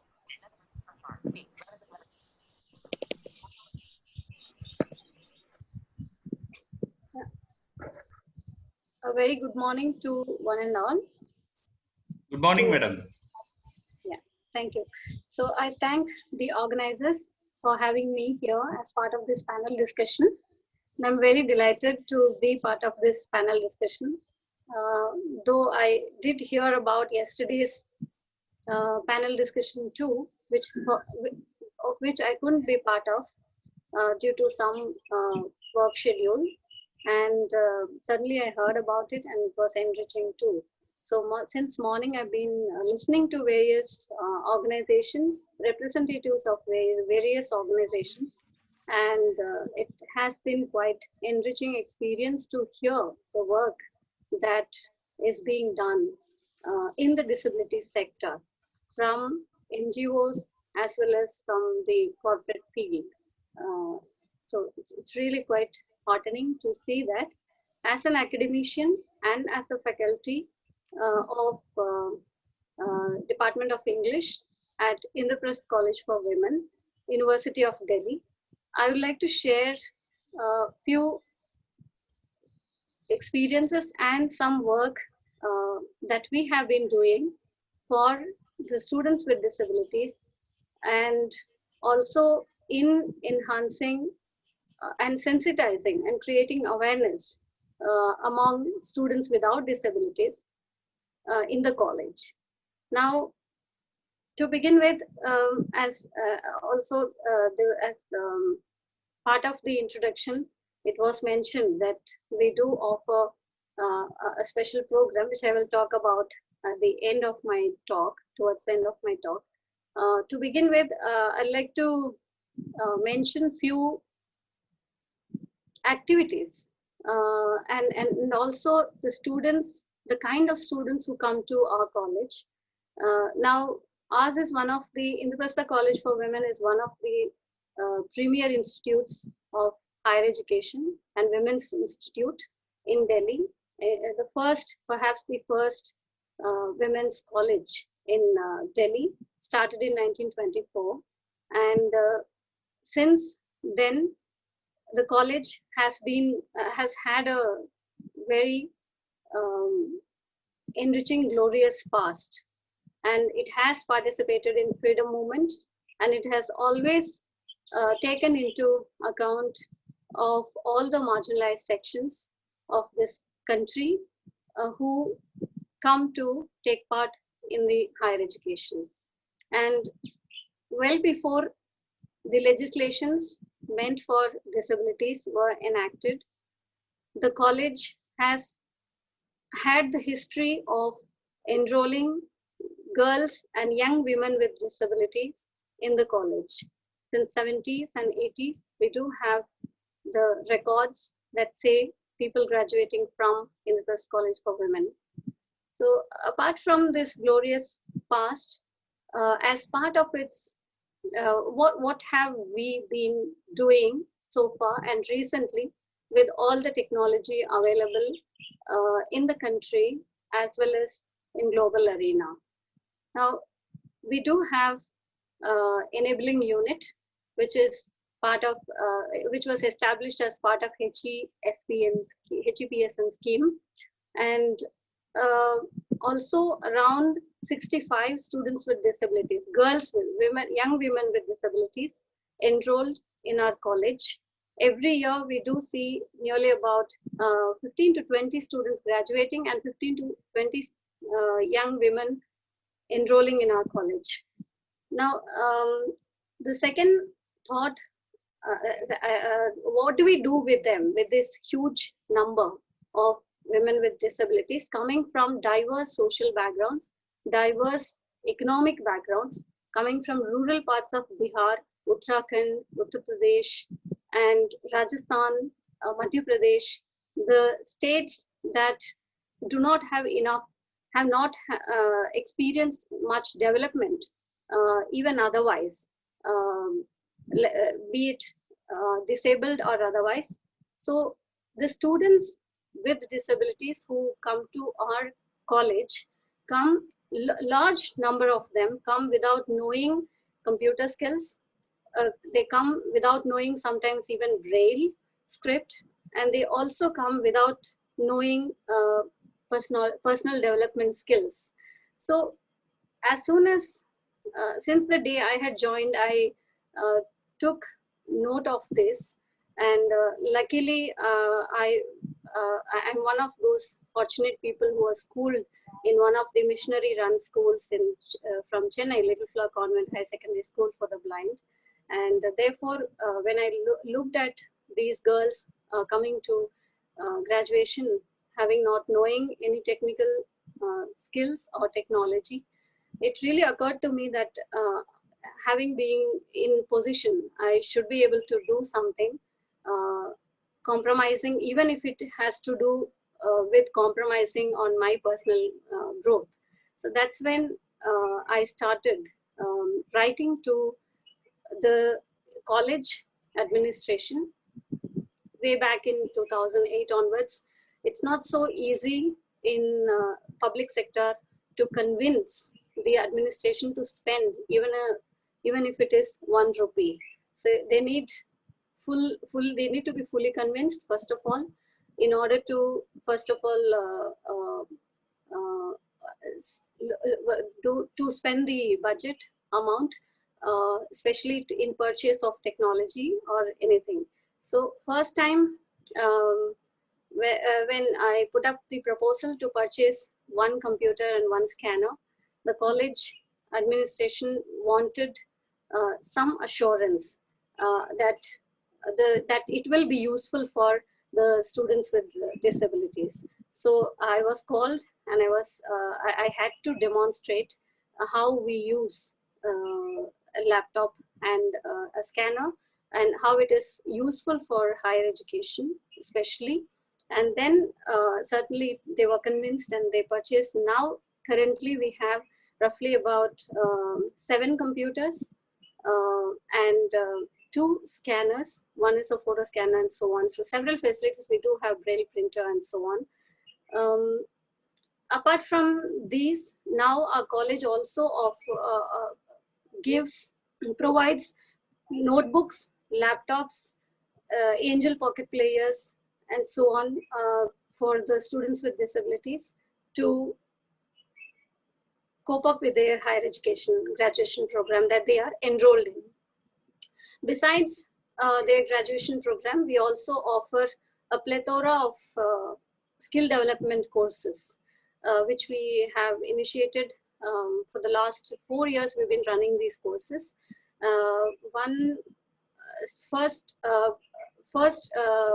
The courses are these: English communication skills, professional development, resume building. So these are 2-month-long courses alongside their graduation degree program that they study. These courses are offered online through WhatsApp study groups in the evenings. So every day, 1 video is posted at 6 p.m. in the evening by the volunteer, and the students are expected to respond to the video. And thus the skill development courses are offered to them, and they are also given a certificate of participation towards the end of the course once they successfully complete, for those who successfully complete the courses. That's one of the projects that we have started in the last couple of years. And also we do collaborate with several other NGOs like Help the Blind Foundation and Organized career development courses and workshops and seminars. One special thing that we do in our college, which several Delhi University colleges might not have, is that we employ a person with visual disability as computer instructor on a contractual basis to teach computer skills. We also run this computer training alongside the college hours. So students in their free hours, they are expected to go to the enabling unit and learn computers. So as I said, several students come to our college having not knowing computers. They haven't even felt or touched computers before. And of course, not all of them, but some of them also come from Delhi schools meant for the blind and also integrated schools. Those students do know computers, but there are several students who come from various social and economic backgrounds who do not have those skills. So therefore, we employ a person with the visual disability who is equipped in screen readers and all OCR softwares to teach computers to the students with visual disabilities in the college. And also in the beginning of the session, the coordinator, that's usually it's me, and conduct need-based assessment test. So as part of need-based assessment test, we see what skills the student possess, and accordingly we design the syllabus, computer syllabus, and train them accordingly. Then periodic assessment tests are also conducted to see whether they have learned sufficient skills towards the end of the semester, or sometimes in some cases the lessons are repeated in the next semester. So these are mandatory for all our students with disabilities in our college. Also in terms of mobility, so each time a student with or a person with visual disability enters an institution, they need to be oriented through the institution. Otherwise, they will not be able to move around freely and comfortably in that institution. Keeping this in mind, we offer mobility training, 15-day long mobility training, 2-week-long mobility training in the beginning of the academic year, and a mobility professional is employed to offer this training, and it is compulsory for all the first-year students with visual disabilities to take part, so that they are able to freely move around the campus and also have no problem in navigating through the campus. In our college, we also collaborate with the Delhi Special Police for women and children, and offer a fortnight, 2-week-long self-defense training, of which personality development as well as some self-protection techniques are taught to the students, so that first of all, it boosts their confidence to because they are girls and also young women prone to any kind of vulnerability while they travel, and therefore we have been doing this for the last 4 years, that we offer this, make it compulsory for all the students, especially for the first-year students with visual disabilities, to take part in this self-defense training. These are few things that we do at our college for the empowerment of students with visual disabilities in particular, but students with disabilities in general. So everything is, so we do have variegated students with disabilities from all other disabilities, like students with specific learning disabilities. Also, every year we get at least 1 or 2 students enrolled in psychology, Department of Psychology. Also, there has been a student with partial visual disability who graduated from commerce and now is working with some company.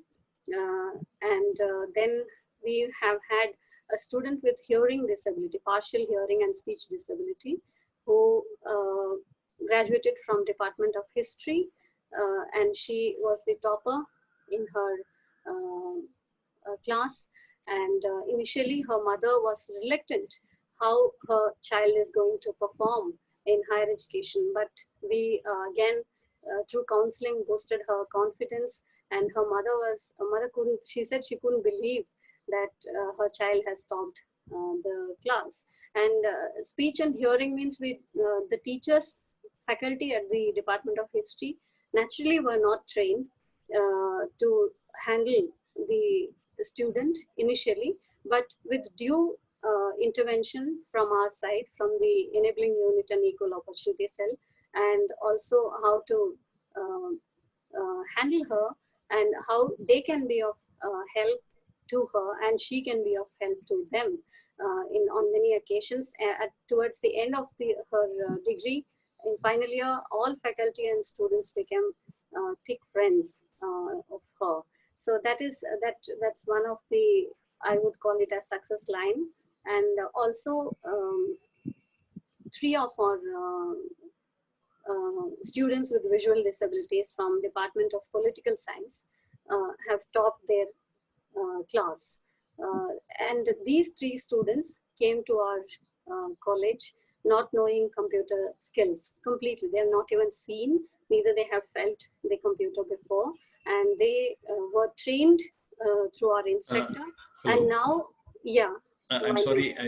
Maybe you can move to conclusion, madam. We are running. Yes, short. yes. Thank you. It's a very nice presentation, kind of. Yeah, sure. So, so these are few things that we have been doing, and these girls are now ready to.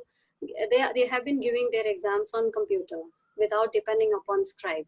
So that I would call it as one of the difference that we could make in the lives of students with visual disabilities. The second part of my talk that I felt that I should talk about is offering the course paper titled Communication for Special Needs to the multimedia and mass communication students. So these are students without disabilities who study, who are would-be media professionals, and the media certainly has no idea of how to highlight the concerns of the disabilities, people with disabilities, and therefore the syllabus is designed in such a way that that they acquire certain knowledge, and they are also trained in Indian Sign Language by a qualified Indian Sign Language trainer, and basic sign language course is offered in the entire semester, and some simulation exercises are conducted to equip them to know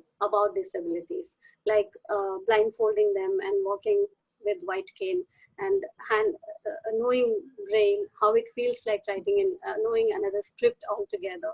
So such things the students do enjoy doing it. So these are few things. Talent is universal, but opportunities are not. And therefore we provide ample opportunities and we give exposure to students with disabilities in our college. That's our main goal, to expose them to various aspects of life apart from education. Thank you. Thank you, Dr. Alamelu Annavaram, for nicely presenting various activities under higher education for persons with special needs UGC project. And I'm sure all of us will learn certain things from you also. Some of the projects are run in our Andhra Loyola College. At certain aspects, what you have proposed are really useful. And just one question, maybe one student from Delhi, he wants to know whether he can join the online courses offered by you. Maybe you can just make one quick reply. Sir, Bhaskaran sir, we have Hari Verma sir. Yeah. We have Hari Verma sir on the call. Yeah. Okay. We will come back to that. Otherwise, some of the questions maybe we will post you during your WhatsApp groups also. Thank you, sir. Now I request Hari Verma Garu from Youth for Jobs to take over.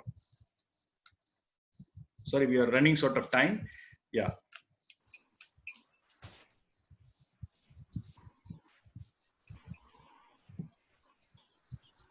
Can I share the screen, please? Yeah, please, sir, please.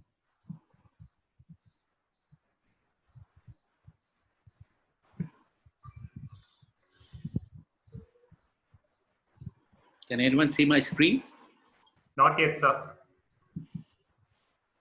Yes, it is coming up. Yes. One request, sir, as we are running short of time, kindly confine to 10 minutes. No, I'll take 5 minutes. Oh, thank you, sir. Thank you so much. Thank you so much. Okay. Good afternoon, everyone. I know it's the end of the 2-day session. All of you must be really tired. And I'm grateful I've been given the last slot, because it was good to hear all the people ahead of me who have got years of experience. I've been in this only for a very short while. So whatever I'm going to talk now is basically what we are doing as a Youth for Jobs initiative in the various centers that we have across India. So basically, how are we addressing it? We always have approached the problem differently, saying that blindness is not a disability or defect, but a characteristic. And how do we make this characteristic get away from the systemic problem of emotional distancing? None of these people require compassion. they have a lot of passion, and that is why they have reached wherever they are. And all they want is a little bit of enablement so that they become inclusive in society and be capable of standing on their own feet. So primarily, we not only support them for education, but we also we give them training to make their lives useful to the community. The ultimate aim being to enable them to be independent and productive members of society. How is it that we can create a community of people who can support themselves rather than always being held by us, because they are quite capable of doing it themselves? So how are we placed? We have 3 centers, one at Delhi at Lodi Road in the Blind Relief Association campus. We have a center at Hyderabad and a school which we have adopted. It's a girls' school in Malakpet, and we have a center in Pune. So like most of the people before me, the activities are more or less similar: communications, digital literacy, life and soft skills. Self-employment skills is something that we have been progressing very well in the last 1.5 years, because we felt that if the people can get closer to their homes and be independent and sustain themselves, they would be a lot better than going into employment in various corporates, which have their own challenges, which we shall talk as we go along. Similarly, we prepare them for the various board exams, and honest to God, because of their great passion, it's always been 100% success, whether it be the Andhra boards or the Delhi boards. We also realized that most of the VI people are more comfortable getting into a government job. For the last year, we've been training them for various government exams, coming up with good results. And despite the COVID, I must say that we have been training them virtually for the last 2 months. One of them, of course, is, I find he's in this particular session. His name is Mohit Kejriwal. And we also have something called a mentorship program. We realized that most of the corporates, they might have a CSR initiative or they might have a mission to have people included in their organization. But normally the VIs, once they go there, they have a lot of problems in adjustment. So how do you make them a lot more easy to settle in their various jobs and be sustainable in their jobs? So we have partnered with Hsbc, which conducts certain mentorship programs with us, which I shall cover as we go along. When it came to self-employment skills, besides the education that we did, we have a massage training center in Blind Relief School, and we realized that most of them have learned massage therapy, but they have not been able to practice it. So what we did was we tied up with the Sundar Nursery and the Earth Collective, and we do have an initiative wherein our visually impaired students, both girls and boys, they go and give massage to all the visitors there for a fee. The beauty of this project is that it is purely run by them. All the money that is collected is distributed amongst themselves. And what is most encouraging is that they keep aside a certain amount of money to train other visually impaired to buy their own equipment and to sustain themselves as a collective. So this has been a thing, and from 5, we have now grown to over 15 to 20 people who are now being asked by various corporates to come into their offices to come and help them with the different types of massage, primarily head, shoulder, and foot massage. We thought that nothing stops the visually impaired to be as similar as us. So we started a bakery initiative for the visually impaired in the blind school. We've been very successful because of the interest shown by the students. So we started with small products like cookies and cupcakes, and to our surprise, this has been very well taken by people, be it the Delhi Golf Club, where we supply them regularly, as well as Sundar Nursery. All the proceeds of this also go into the kitty of the people who are running this, all of them visually impaired. Nothing is held by the trainers. We went ahead and did a certain amount of government coaching, and we've been very successful. Along with government coaching, we also did a web accessibility training program so that some of them could get into higher jobs as they go along. So our success has been very good. I'm just detailing a few of them. That 2 of them have, of course, gone as Group D railway employees. And one of them, he was so passionate about his own community that he said, now I would be a web accessibility trainer. So he set up his own organization, and he runs a lot of YouTubes so that people who have the passion to get into advanced technology job, they could go there. So that's what we do. We are continuing with our training programs as far as government coaching is concerned. And while we are training, we just don't leave it to the training part of it. We regularly put them through external exams. And these are the results. In fact, Mohit Kejriwal is also on the session here. And this is to ensure that it's not just the trainer who's training them, but there's an external body which is actually testing so that we can change our this thing. So if you see, this is how we put them through various tests on various types of this thing. And this, of course, a recent thing, as recent as 22nd June by Mohit Kejriwal, who's got a certificate for accessibility fundamentals, right?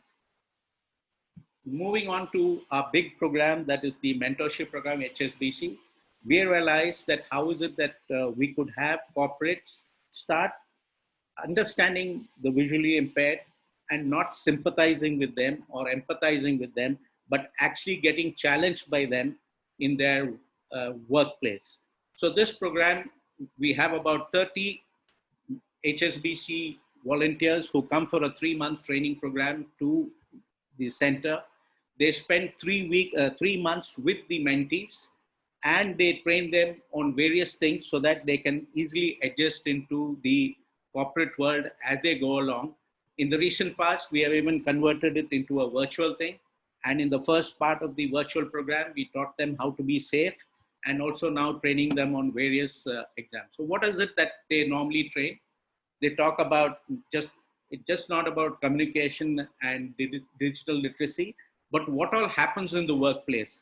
Give them case studies, give them examples, take their responses on that, so that when they go there, all the necessary skills that are required, whether it's communication, teamwork, problem solving, initiative, planning, self-management, learning and technology, comes to them as a composite learning, so that they're well placed when and if they take up their job. So the process is primarily we do a sensitization workshop with them, make them understand the nuances of visually impaired, create strengths and areas of development for various types of exams. We give them middle level assessment and preparation for the various railway Group B, Group C, Group D. We also understand what is the readiness of the people through a questionnaire and prepare them for it, carry out a psychometric test, and then goal capturing and prepare them for this particular new job as and when they get it. We've been successful in getting many placed into corporates. So one of the case studies, there were many that were shown by people, so I'm just showing you one, wherein during the mentorship program, it was realized that some of them would like to go into higher education. So we have this volunteer from Hsbc who's to the left in a purple overcoat, talking to one of our visually impaired girl called Jyoti, who has now gone into the final year of her BA exams and has done exceptionally well. And now she wants to start a training institute for people, building a community around the ripple that we created. So this is what we do in terms of how do we go beyond education with the children that we train with. So that's all I have. If there are any questions, I'm ready to take. Thank you. Thank you so much, Harivarma Garu, for your nice presentation, highlighting various activities of Youth for Jobs and how an organization has to focus in developing persons with disabilities. Thank you so much, sir, for your nice presentation. Now, as we are running short of time, I request the participants to post the questions, and later the panelists will answer to the questions through the WhatsApp groups. We will get back to you because some of the questions are very relevant and need of the hour, and we will request the panelists to answer the questions and post the answers in all the 3 WhatsApp groups. Once again, I take this opportunity to thank all the 4 panelists with a lot of experience and running number of organizations, NGOs. Definitely your experience, your model will help all of us educators as well as other NGOs who are working for persons with disabilities. With this, I conclude. Thank you so much for joining. Thank you all. Now I request Ramesh sir to take over.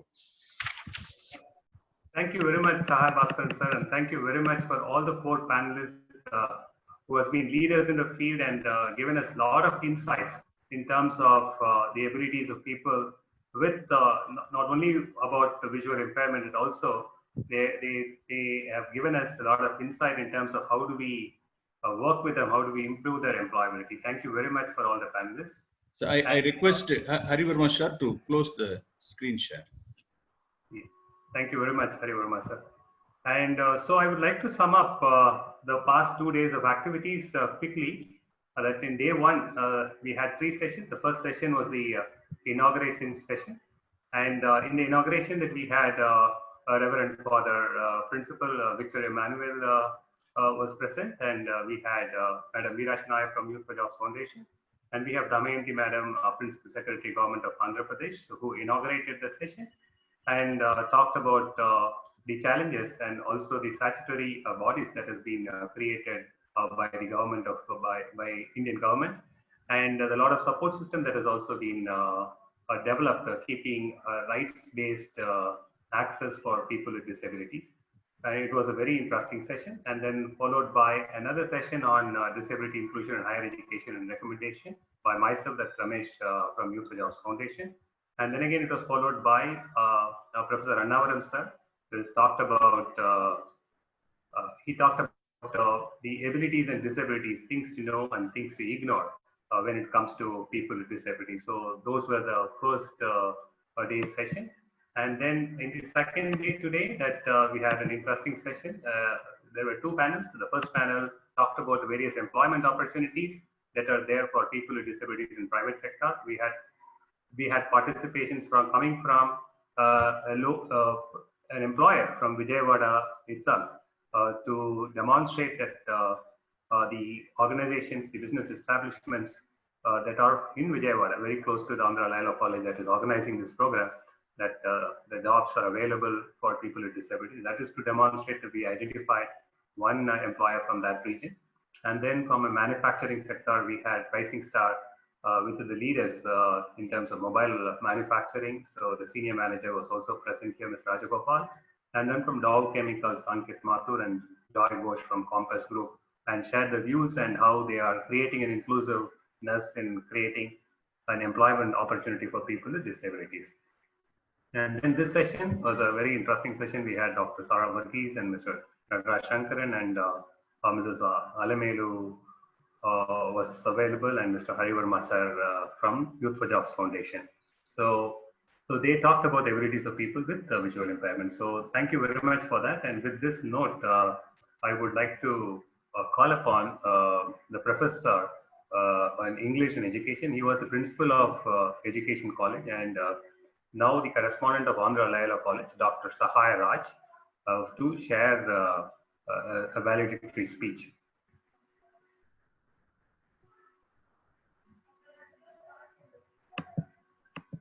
So can we unmute him, sir? Further, kindly unmute yourself and you can talk further.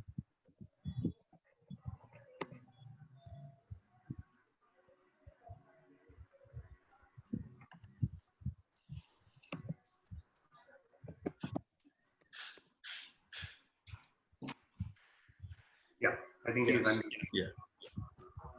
You can keep the video also on.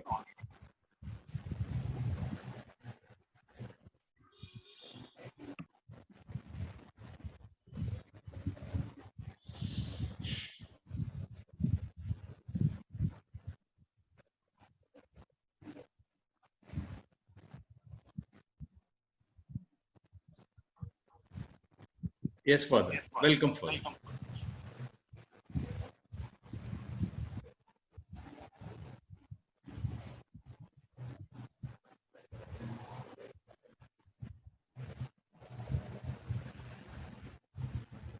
I request Reverend Father Xavier to offer his valedictory message.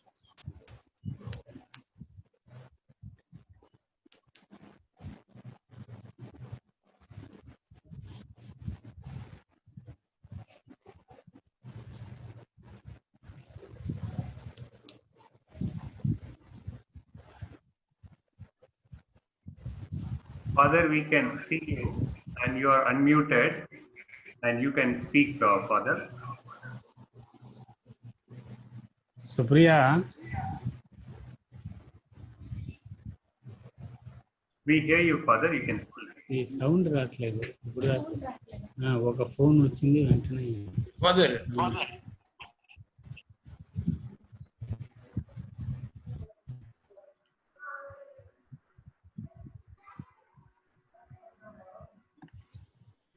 So Rameshwar, you can brief otherwise. Any other points? Yeah, I think so. The certificate for the program will be issued after they submit the participants, after they give their feedback. The certificate will get issued automatically, and we have to share the link with the group. And sir, should I pick that link and then I post it here right now? Yes, sir. Yes, that's better. Father, do you hear us? Yes, I can hear. Yes, yeah. Sir, now I request Dr. Xavier, a correspondent of Andhra Loyola College, to offer his valedictory message. Thank you, Father. Good afternoon to all of you. Good afternoon, Father. Good afternoon. Respected Sir, Dr. Kaya Bhaskaran, head of the Department of Physics of our college, and all the speakers yesterday, those who spoke, and today, this morning, all these two panel sessions whoever spoke, and all the other participants. I am extremely happy today that our college was able to conduct this seminar. That what makes me happy that yesterday MK Damayanti, IAS, Principal Secretary, Women for Child and Disabled and Senior Citizens of Government of AP, she said 2-3 points which I liked very much. She said that physical barriers to the PWDs must be addressed by every institution. I just want to make a difference that the inclusion of persons with disabilities in higher education and employment. Instead, I would say inclusion of persons with different abilities, not disabilities, but different abilities. So, and she also said that every institution must participate and must address these problems. So in our college, we want to make our institution an inclusive education, inclusive institution where all these students, those who are differently able, can become fit persons in the society, and we want to become really friendly towards them and make them feel that they are equal and they are differently talented and they are differently skilled. Our aim is to tap their talents, tap their skills. If it is already present in them, we will nurture them. We will try to train them. We will make them better persons to live in this society. I am sure this training program is to make them feel equal to others, make them feel happy that they are also like any one of us. Certainly, sometimes I can say, relating to them, their talents are far more better than some of us. And especially when I compare with myself, I still remember years ago, I worked among the blind people, one Rayappa in Kaza village, and there were 3 boys, were all in Chennai, Louis Orchestra Group in Adayar, and though they are blind, one is a very beautiful singer in Tamil and Telugu, and the other is a very beautiful violinist, and the other is a very good speaker, even though he is blind. He used to speak in English so well. They have trained themselves. So whatever may be the so-called disability, but they may be blind, but they are trained well to address their own issues. That way, I am very, very happy. And also, we are ready to cooperate and collaborate with any institution which comes forward to take care of the needs of these people. We are ready to do. And I am really proud of our staff members in the person of Dr. Saya Bhaskaran, that he has been doing a wonderful service, and he's always on the move to learn things from others. I think the previous speaker, when she spoke, and some of the programs that they have, and he said we would like to learn from them. So that way, we are still willing and trying to learn from others and try to improve the facilities for differently abled children. Just to want to say a small story, which I heard from one of the speeches of motivators. Once he was narrating, there was a very big pool, pond, very big one. And from there, they were filling small ponds, maybe 1 acre or 2 acre ponds. But when they want to fill the bigger pond, they can collect those waters and they can pour into the bigger pond. But all those small ponds won't be able to fill the bigger pond, but the bigger pond always fills the other small ponds. God has been like a big pond that giving water to all the small ponds.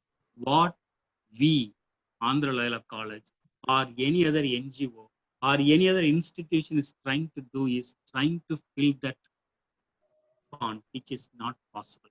But having received from that bigger pond, then we must be able to help as many people possible, and if they are differently abled children, abled people. So today I want to thank all the speakers. I may not be able to enumerate all their names, but yesterday I was there for the session.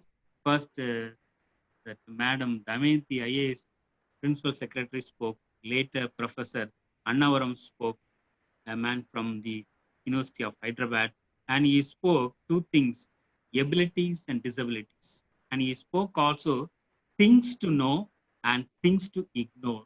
And he also said disability is part of life, and therefore everyone among us are temporal ableist. So sometime or the other we may become handicapped or something. But in those moments we must come forward to help one another. That way we can help each other and become better persons and make other people also better persons to live in. The same way, Madam Meera Shenoy also spoke. She said, we are a system changer, provide the skills that they don't have. I mean, everyone is embedded with good many talents. We need to tap their talents. We need to train their talents. We need to nurture their talents so that they can feel, even if they don't have one aspect, what they have, that should be brought out. Those potentials, those abilities which are hidden, that should be brought out so that they can feel within themselves they are also worth in this world. With these words, I want to thank and congratulate and appreciate all the speakers who have done relentless service through this seminar, and also all the participants. I request all of you, let us work together, make our brethren, those who are differently abled. May God bless each and every one of you. Thank you for giving me this opportunity. And I thank especially to Dr. Saya Bhaskaran, our beloved head of the Department of Physics. Thank you, one and all. God bless you all. Thank you so much for the kind words of appreciation and invitation to all our collaborators and other NGOs. Together, let us really take forward and make our institution inclusive further. Thank you so much, Father. And we request now Sai Prasad to give us a vote of thanks, and followed after the vote of thanks that we have Janagana Mana. So I request people to stay back.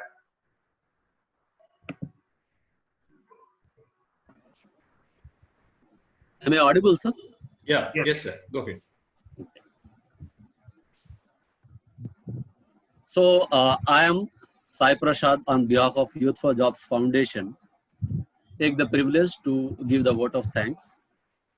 I thank Ramesh Duraikanan for inviting and endorsing this session to me.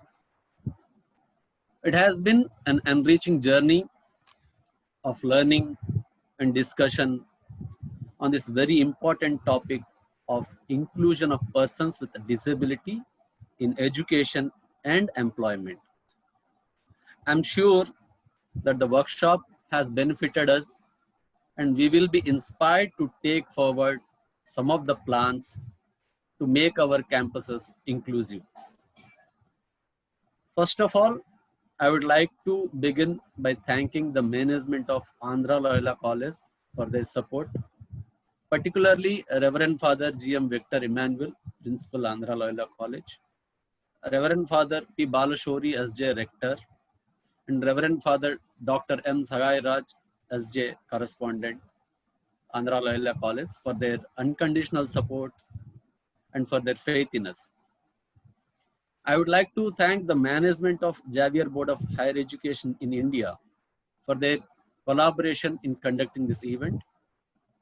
On this occasion, I thank Reverend Father I. Loddu Raj, President of Xavier Board, AP and Telangana region, for facilitating and collaborating.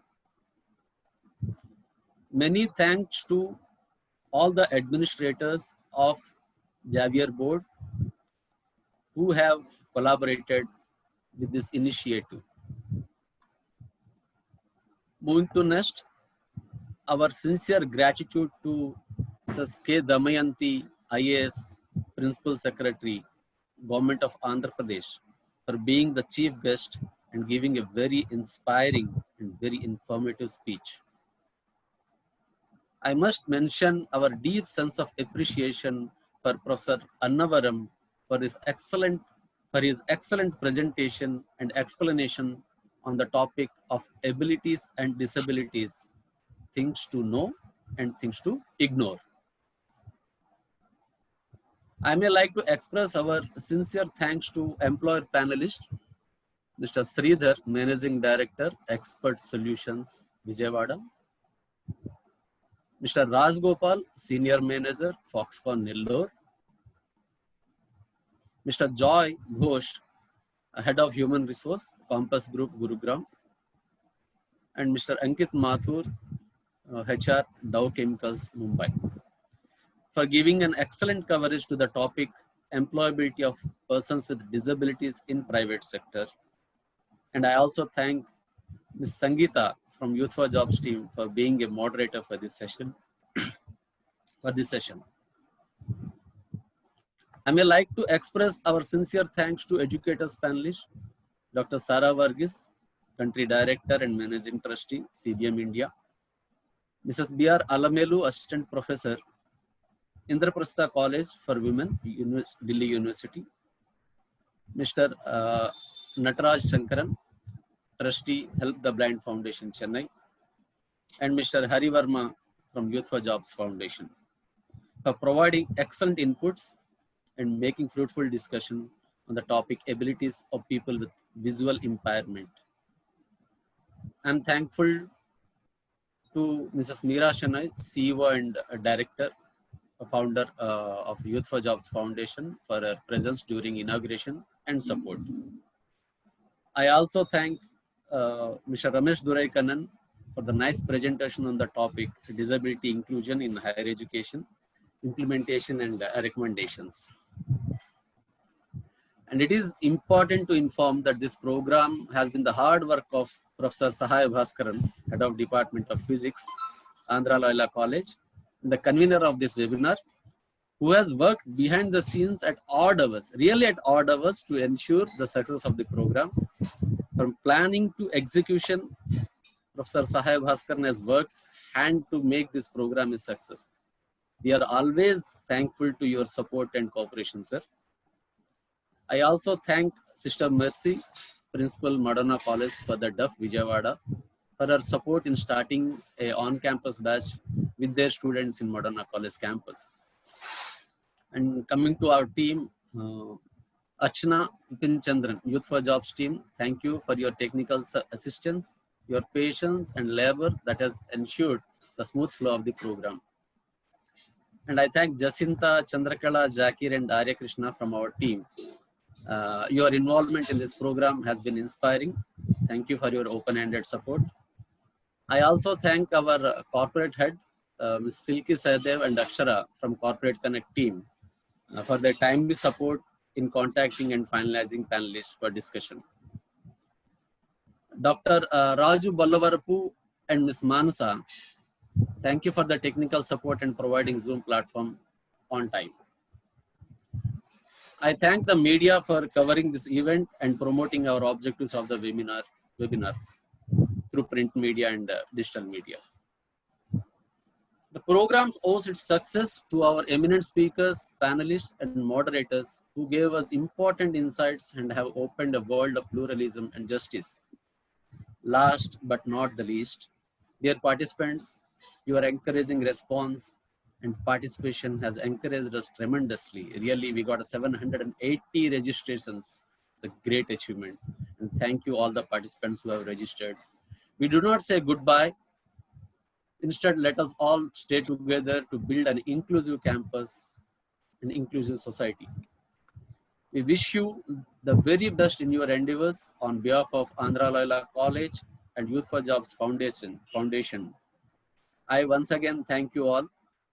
With this note, we close this session. Thank you, sir. We will play the national anthem, Sai Prasad. So Yeah, we'll stand yeah. for the national anthem. Yes. Thank you all.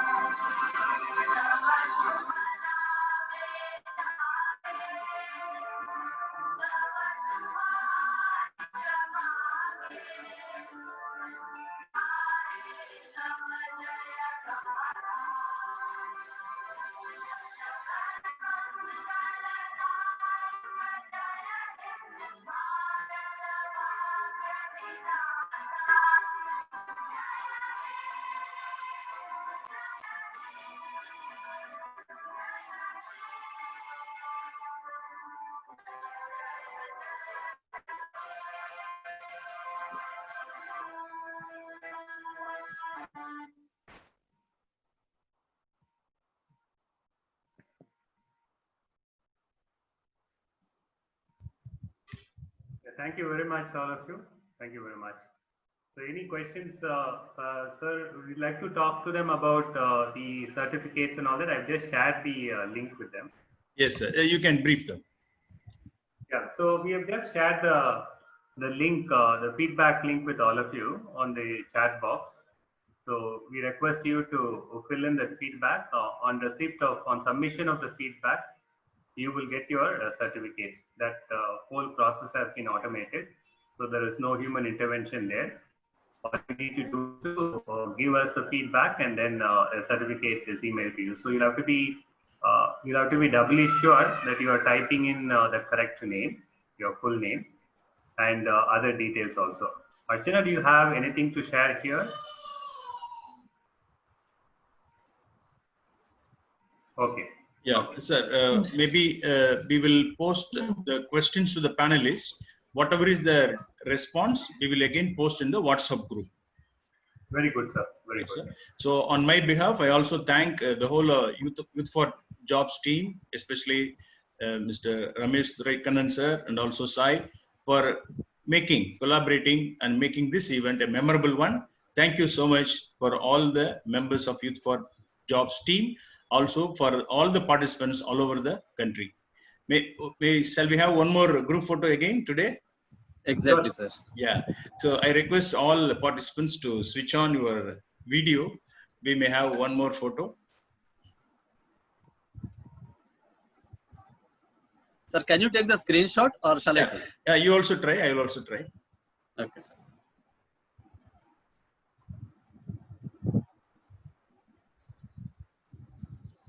Yes.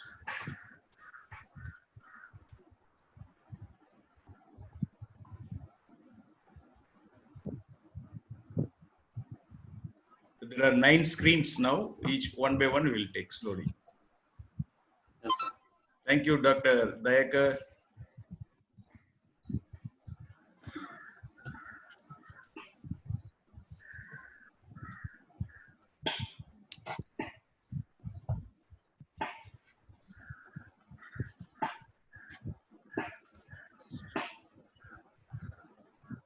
So request to the participant, if possible, please switch on your video so that we can take a snap.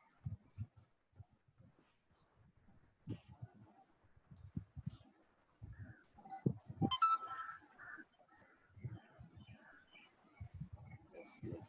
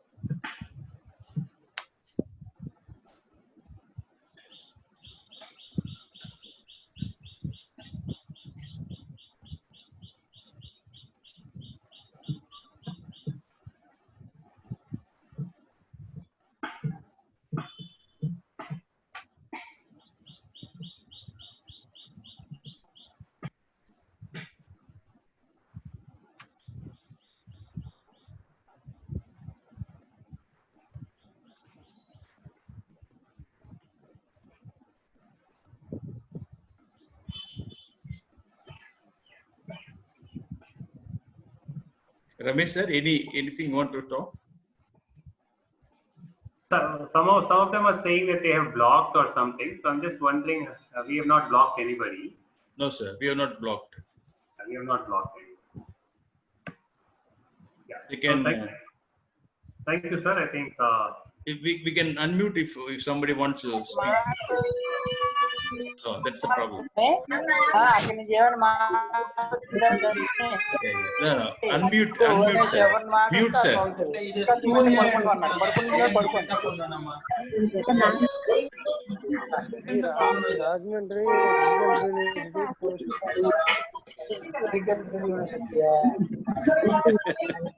It's a nice session, sir. I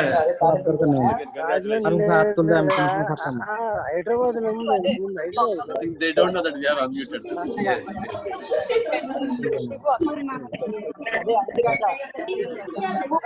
It is a real seminar. No, we feel the seminar. Some voices also should be heard. No problem.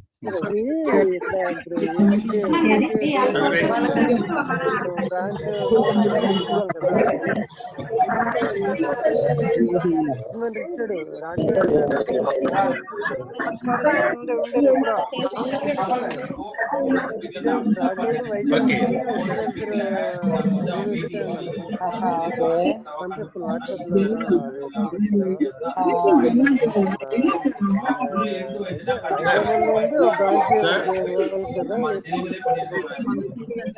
Ramesh sir, maybe you can mute all. Doing sign language teaching you.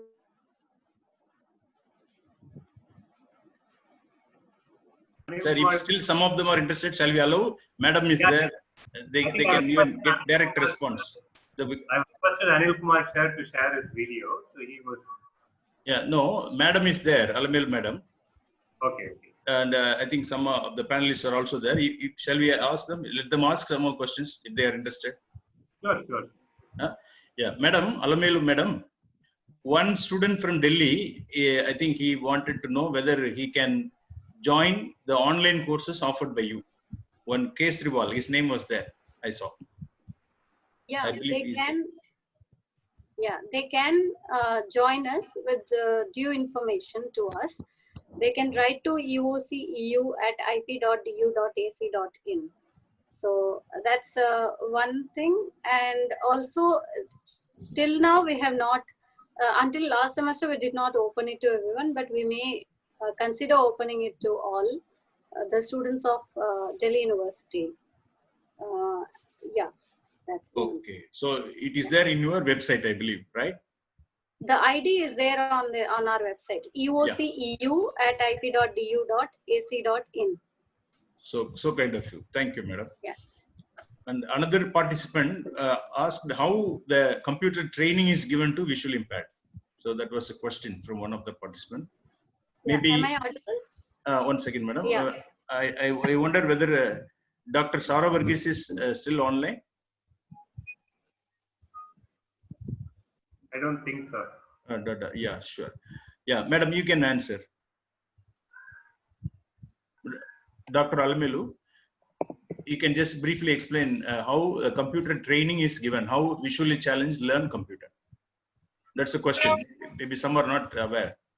Yeah. So a person with the qualified trainer with this visual disability is employed to train the students on computers. So the screen readers, first they introduce the computers, they make them feel all the parts of the computer, and then they are trained in usage of screen readers like JAWS, and then cursor education systems and other OCRs and other screen readers like NVDA. These are the screen readers available in the market, and some of them we have purchased. The institutions need to purchase.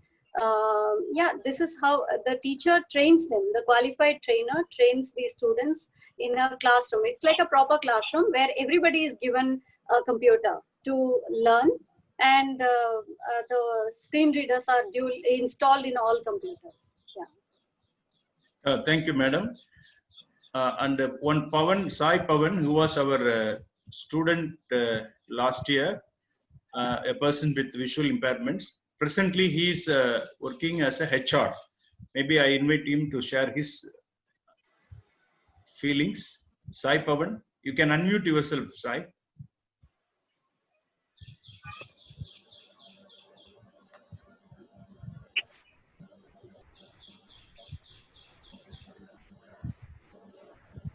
Yes, Sai, you can try now. Now I made you also co-host. You try to unmute. Your video is seen. Sir, now am I audible, sir? Yeah, you are audible. You can share your experiences as a HR person in Bangalore, right? Last year he was a student of BCom in our college. Yeah, Sai. So, Sai Pawan. good afternoon, all. First of all, I really enjoyed yesterday and today's session, sir. So, even I learned a lot, but currently I am working as a talent acquisition HR recruiter. So, I'm into recruitment in Bangalore. So, the company which I am working is Quest IT Staffing. So, presently it is leading staffing firm in India. So, my experience, like so many people mention, like initially inclusion is a bit problem. So I struggled a lot to adjust with the sighted people. So somehow like later on I enjoy I'm able to adjust with them. So right now I am working for all over India for so many companies. So it's been a great experience. There are a lot of experience, not only working, but mingling with even they don't know how visually impaired people will work. But at the same time, making them understanding how VI perspective and including us in their meetings, that is a big challenge initially because they used to avoid. But later on, I've been try to explain them. So now around 10 VI people are working in same organization along with me. So it's been a great experience. Great, Sai Pavan. Nice for coming and sharing. Right now you work from home, right? Am I right? Yes, work from home. Great. Sir, Pleasure is mine. Yeah, good. Sai, so just I want to inform yeah. That this form, I think, is limited to one response. So it is not accepting the day 2 response from the same participant who has attended the day 1. Yeah, correct. So we have to remove the response limit 1. Okay, it is with Ramesh sir. Yes. Yeah. Most of them are telling Ramesh, that they cannot access. Yeah, some typing. Sister. Hello. I see Professor Adam Paul, principal of Maulana Azad Urdu University, Haryana, also a motivational speaker, and he offered motivational speeches to all our students. Now I request Adam Paul to share his feelings. Sure, sir. This is like lunchtime, sir, so it is more informal. Professor Paul, are you here?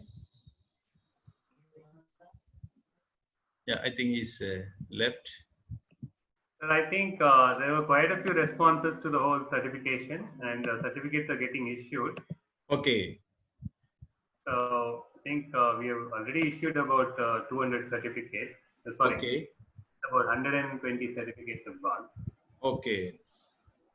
Yeah, maybe they have tried twice. That may be the issue. No, sir, I don't think so. It is only okay. restricted one attempt. Yeah. Okay. It's fine. It's crossing 100 means it will go. Sir, yesterday's link and today's link is totally different, no, sir? Yes. Okay. Today's link is different. Today's link will give certificate. Yesterday's link is just a feedback. I also welcome Sudhagar, my scholar.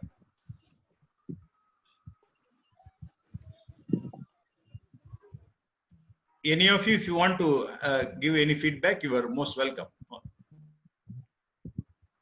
You can switch on your mic, unmute, and then you can speak.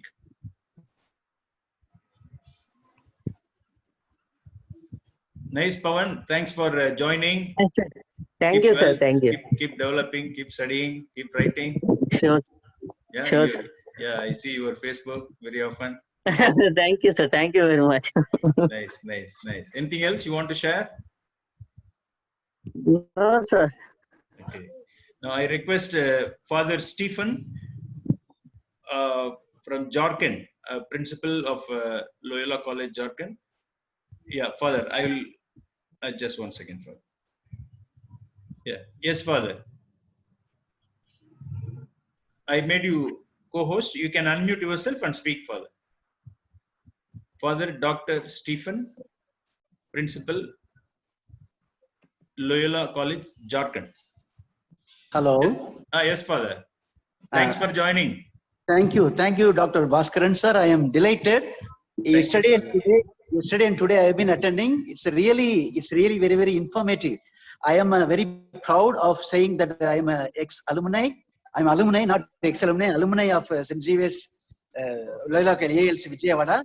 Yes. And when I was studying also those 3 years in Vijayawada, I had a lot of habit of going every weekends to Madonna, the blind school, physical challenge. And having with them and having listened to these 2 days of dialogue, really a lot of very, very touching. And now I know how to handle also here. There are a good number of students, physically challenged students and all, they are coming here. How we are also very sympathetic towards and being meaningful towards. Thank you, sir. Thanks. Thank you. Thank you so much, Father. Thank you, Father. We are proud of you being our alumni, and also right now you are principal of Loyola College, right, Father? St. Xavier's College. St. Xavier's. Yeah, St. Xavier's. Yeah. Thank you so much, Father. Thank you for joining. Thank you very much, Father. Thank you very much.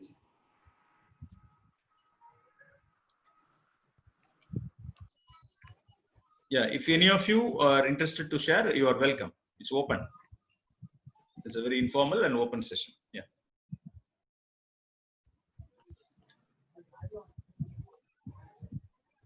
You can raise your hand, and then I will unmute.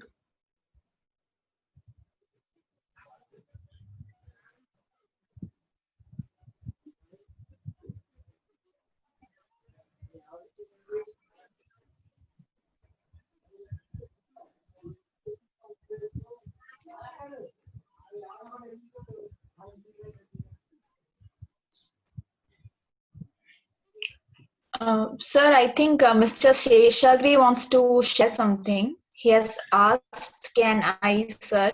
Yeah. So I think he wants to share. Can we unmute him? Yeah, yeah. Sheshagri, yeah? Yes, sir. Yeah, sure. Yes, Sheshagri, go on. Sheshagri, you can unmute. Yes, you speak now. You can switch on your camera also. Very good afternoon to respected members and honorable speakers and panelists. Just one second. Sheshagri is doing 3rd year at Andhra Loyola College, and he is national level player, and also is got medals in judo and other events. Yeah, Sheshagri. Also a visually challenged person. Yeah. Basically, I'm pursuing my final year graduation in Andhra Loyola College. I am proud to be an Loyolite in my life. It's my biggest achievement to join in Loyola, and I have achieved many achievements in sports also, and I have good contact with Youth for Jobs through the MYU of Loyola College. Loyola College give me a lot, and it facilitates many facilities to the visually impaired. Never ever before any college is providing. It's giving the seat from become also for the visually impaired. Not any other institute is giving any. It's giving BA Arts only the seats. In Loyola College, we are going to approach BCom. That's the wonderful thing I have ever seen in any college. Thank you for giving this wonderful opportunity to share my feedback. I enjoyed this webinar 2 days, very heartful, and I great gratitude towards Youth for Jobs and Andhra Loyola College, especially Sayab Bhaskaran sir. I know personally, he is an amazing, wonderful man. The success behind me is today. Thank you, sir. Okay. Thank you, Sheshagri. Thanks for coming, sharing. Good.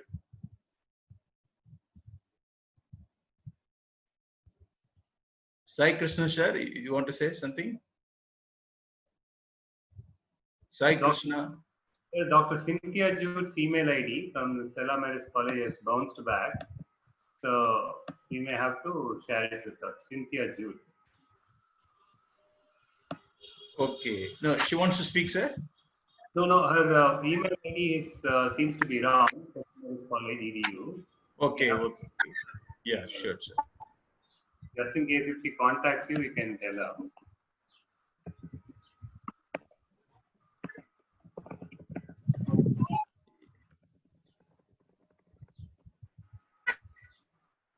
Someone wanted the link again. It must be there.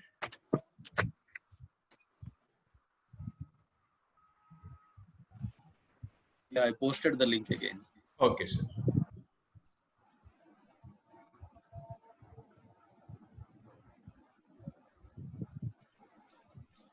Sir, Bhaskar sir. Yes, sir. Sir, Seshgiri here, sir. Seshgiri, Chepaya. Sir, I completed the feedback form, sir, but it is saying that this exam is not currently accepting the submission. Please check back again later. Really? It's saying Really? like this, sir. Sir, I think it is only at least about 120 certificates, and so we may have to tomorrow that they will get that certificate. Okay. Oh. No, it will not accept the feedback also. If we delink delink the Certify-M, then it will accept the feedback. The feedback it is accepting. I have activated it, so he can try. Okay, sir. Okay, sir. Sheshagiri, you give the feedback because there is a limit for 200 per day. Maybe the rest of the people, we will send the certificates tomorrow. Okay, sir. Yeah. Those who could not get the certificates, we will send you tomorrow. You complete the feedback for the same email. You will get the certificates tomorrow. Sheshagiri, just try whether feedback is accepting.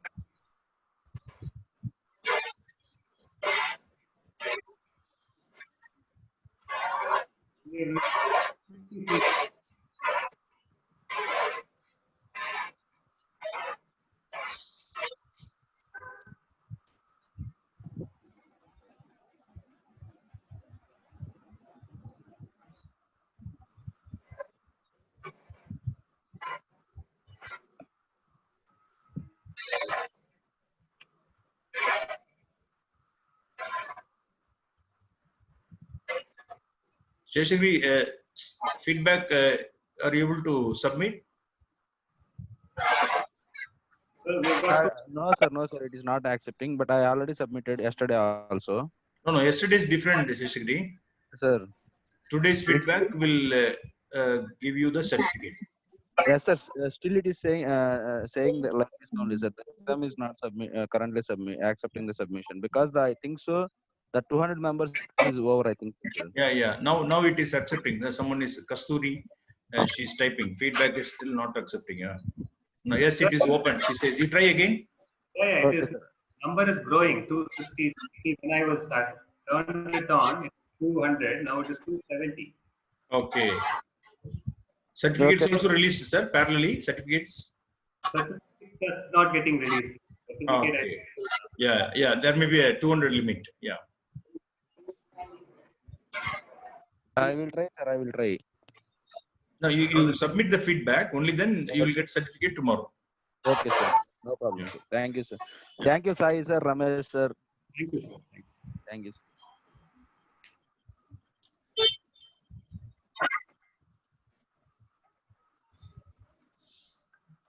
Yeah.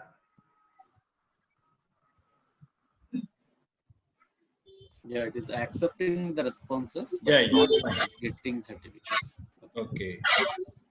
Just check your mail once.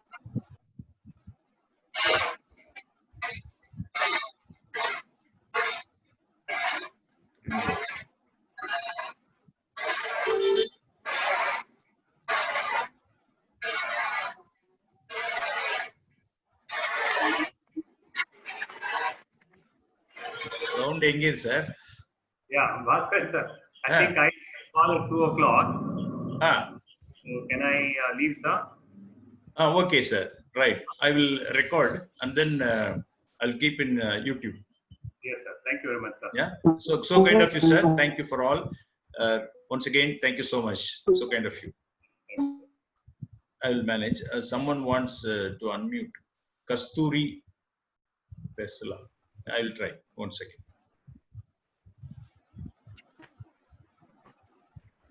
That is K. Sir, Pramila from Dubai would like to speak. Yes, sir. Yes, sir. I will. Where is you can unmute her? I could not trace her. Yes, sir. Pramila. Just PRE. Yes, sir. Yes. I sent a request. Yes. Yeah. Yes. Please unmute your audio. We can see you. You are joining from Dubai, right? You can unmute yourself. Yeah. You unmute yourself. Yeah. 1 second. I will make co-host. Then only it will come. Yeah, exactly. Yeah, now you try, madam. Pramila. Yeah. Yes. Hi everyone. Hello. It was a wonderful session. I really enjoyed both the days. Though I have work, I was on and off, but I could get the gist of the session. Beautiful session and a beautiful initiative during this coronavirus, so we could connect to people. Correct. And I'm a special education consultant in Dubai. Okay. For past 35 years, I'm in Dubai. Across different sectors I've worked. I've worked as head of the department for a esteemed organization called Al-Noor Training Center for Children with Special Needs for 20 years. Currently, I have my own consultancy. It's called Vaikunta Consultancy. And I do Access Abilities Expo in UAE, which is a very, what should I say, the best exhibition here, where we integrate people across the globe. And our participants are 9,000 to 12,000. And the host of this expo is our ruler's patron, His Highness Sheikh Ahmed bin Said Al Maktoum, who's responsible for Dubai Airport and Custom. Basically, I work for the Civil Authority of Dubai. Okay. And so happy to connect. And we are also working on employment accommodation and adaptation for Emiratis first, and then we extend that to everyone. So it's a very good conference to connect, and I would like to further connect and collaborate with people, the host and Youth for Jobs and your Loyola. We have a Chennai Loyola, so here also you have an Loyola. Yeah. And very nice to connect. And we have in UAE different forums, different happenings, even now like Down Syndrome Association. The Crown Prince of Dubai is the patron for. So all the rulers are connected with well-known organizations. So it is a good platform for you people, experts to collaborate with us. And we can share the resources, whatever the knowledge resource first. And also we can do projects together. And also we are the host of Lions. We have Dubai Virtual Mentors Lions Club as well here, which is connected again with the rulers. So here the rulers play a major role in promoting rehabilitation services. Okay. Oh, it's great, great, madam. You are doing wonderful job. Like, suppose our students want to have a placement opportunities. Yeah. How to take forward? Yes. First, let's have a separate Zoom meet pertaining to this. And we are providing, I have signed a few MOU with some of the colleges in India through our consultancy. Okay. So we can sit and what ways we can understand in a common forum. It is, I don't want to take much of your time.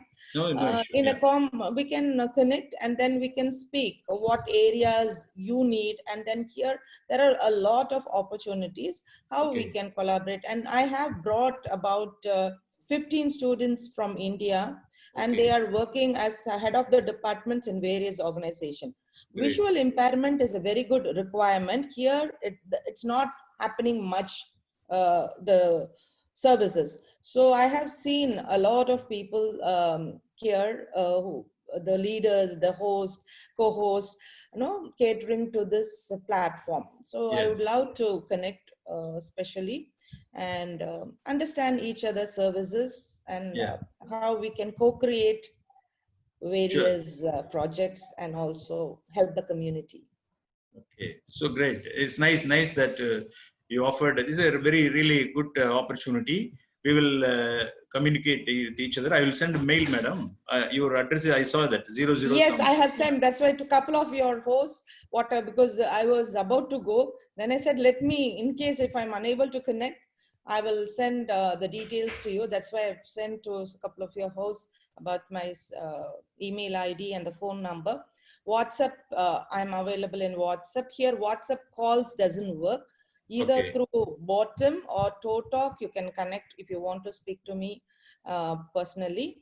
Zoom, is it Zoom working? Zoom is working. We can, through WhatsApp, you can connect, we can schedule a Zoom meet and then we can talk. Oh, it's great, great. Surely, madam, we will take forward. Congratulations to all of you. It's a wonderful session.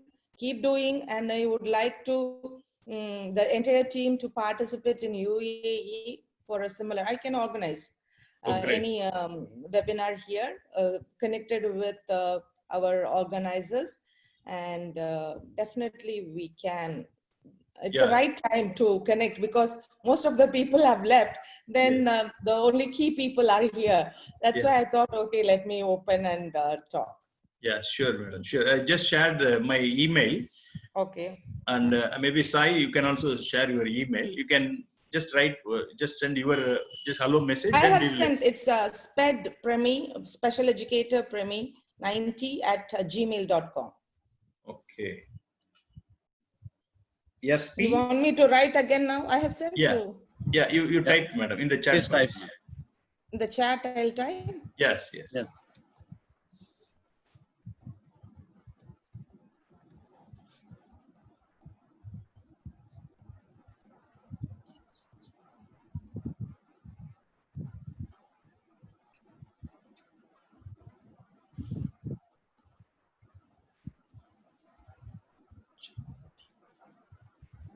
Sir, one Joydeep raised a hand, it says. Can you identify? Joydeep. Yes. Yeah, I have given my email ID. Yes, madam. I have noted. SPED. Yes. And my phone number also you can note down, or in case if you would like to send me WhatsApp message. Yes. 00. Okay. 97. 150. 296. 8353. 835. Double 3. No. 00 8353. 53. Sure. Yeah. 00971502968353. Yes, that's it. Thank you so much. Let me give room for others to speak. Wish you all the best. Thank you, madam. Thanks for joining. Really great. Definitely we'll take forward. Thank you so much. Thank you. Yeah. Anyone wants to speak?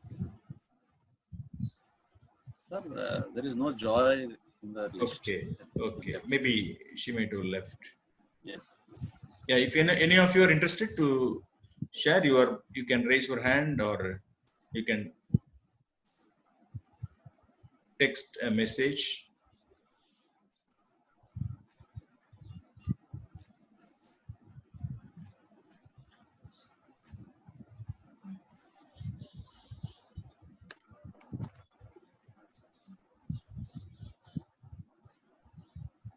Thank you, Srinivasarao, sir, Dr. A. Srinivasarao, for your feedback.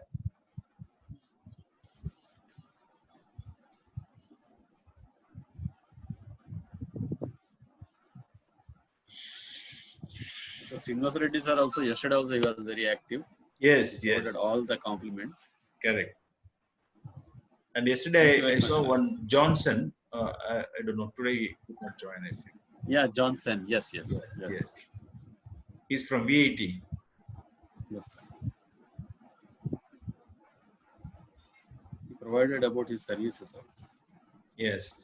Some of our students also joined. Hema Bharati is there. And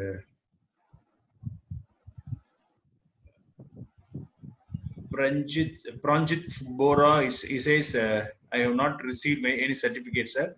Yeah, we will send certificates from 200 onwards tomorrow. So those who have not received certificates, you will get it tomorrow.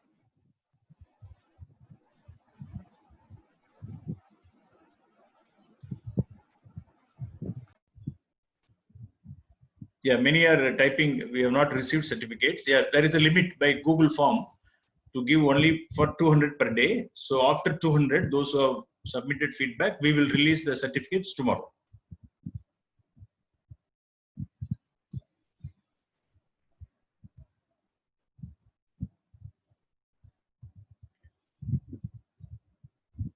Thank you for all of you for nice feedback. We cherish.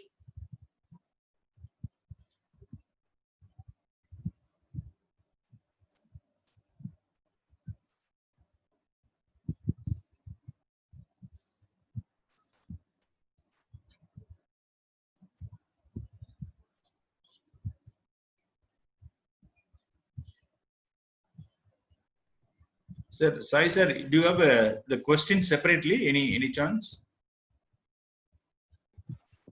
Sir, I downloaded the total chat. Okay, sir. Right. Maybe we can identify the questions. Yes, sir. But I identified some of the questions, sir. Yeah. Them. Yeah. We will request the panelists to give response and then post back in the WhatsApp group. Sure, sir. I copied, sir. Yes, sir.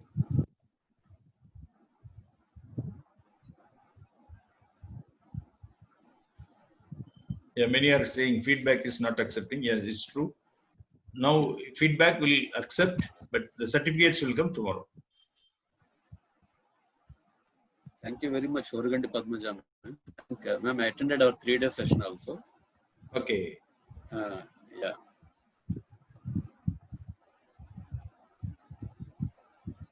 Thank you, Sai Vaskaran, sir. Yes, sir. We also thank you, Sai Vaskaran, sir. Yeah. She is telling thank you, and we are also telling the same thank you. Yeah, Madonna College, Leela Prasad. Yeah, correct. Yes. Thank you, Leela Prasad, sir.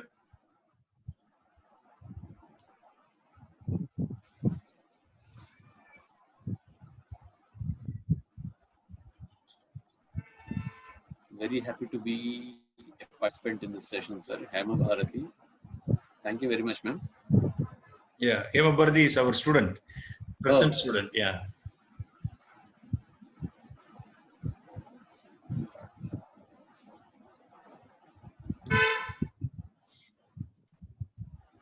Dr. N. Anil Kumar, sir. Great work by Loyola. Yes.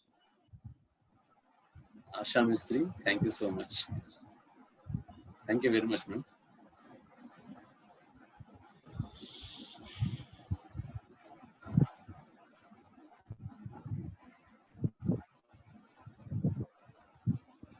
Sir, today also shall we have the reporting, sir?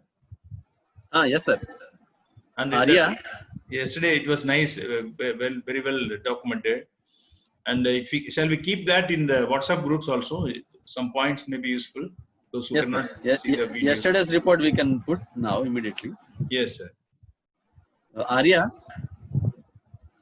Okay, I'll be unmuting you. Yes.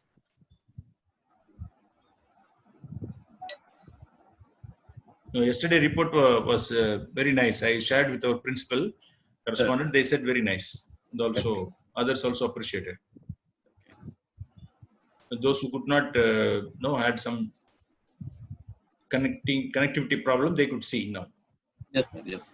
They mentioned also in the WhatsApp group also they mentioned that some of them had connectivity issues. Correct. Arya, I hope, sir, if you make Arya co-host, then she can unmute. Arya, yes, sure. Arya Krishna. Arya Krishna, yes.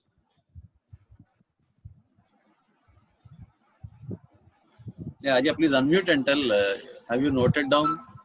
Yes, sir. Yes, sir. I noted down the things and I'm working on the report, sir. Oh, sure, madam.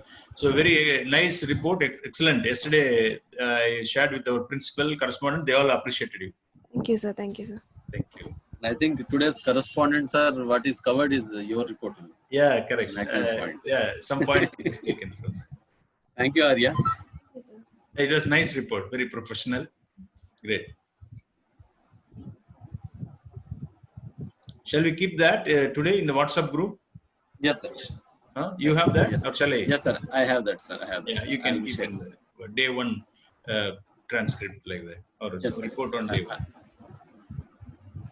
Some points are very useful. No, it can always be a reference sir.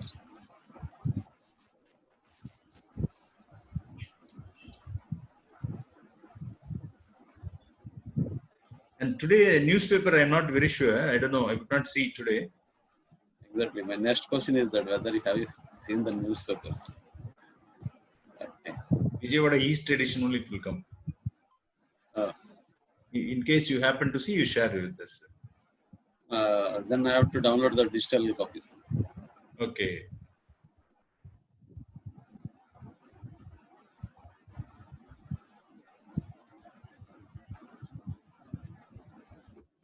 Hema, are you still there? Hema?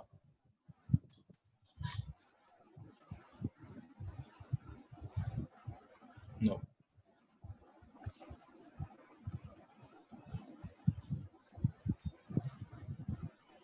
Yes, sir. I shared the for day one copy, inclusion webinar day one copy in 3 groups.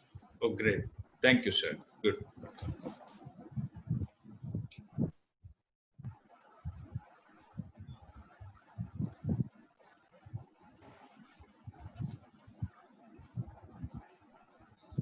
Shall we conclude the session? Yes. Yeah, okay. I think it's better. Yes, sir. Mehboob, is he our student? No. One second.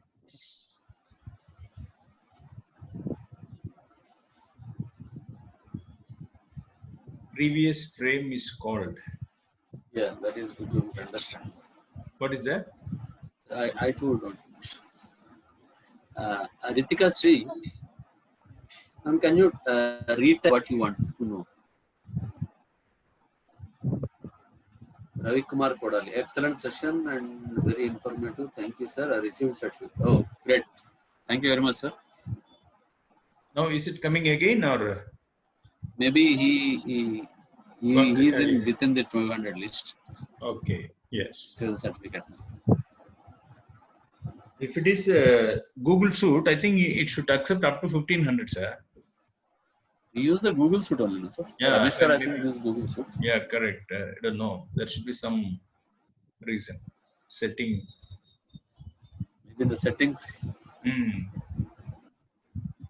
Ritika Sri, you can unmute, let her speak. We could not follow.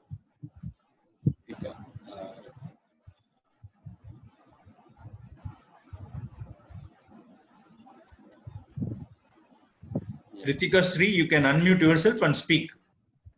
I sent a request. Yeah.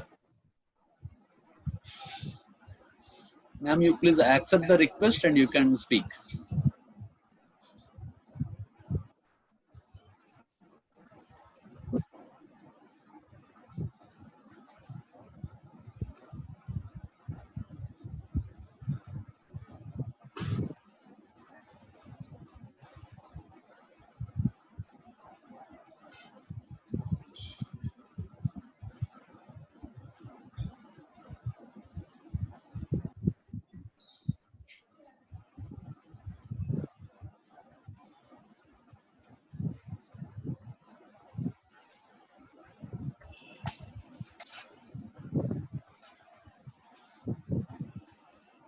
Thank you, sir. I received certificate. Session is very informative.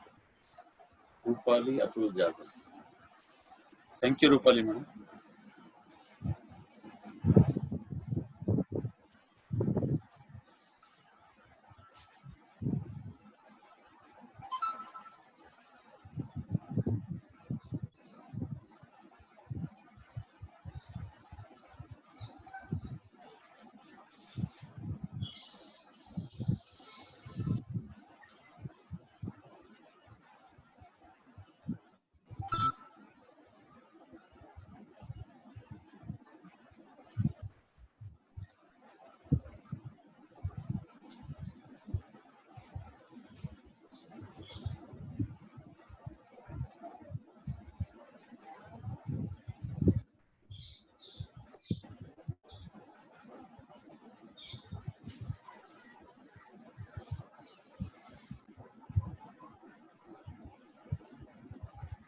No response from India, sir. Okay, no problem.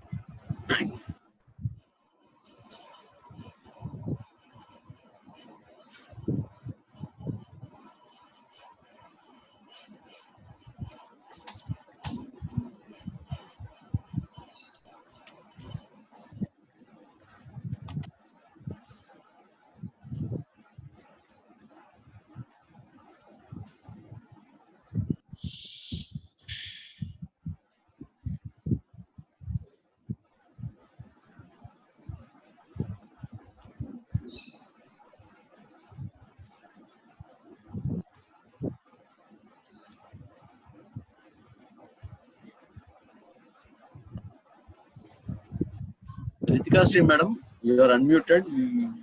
You are allowed with the co-host also. You can speak now.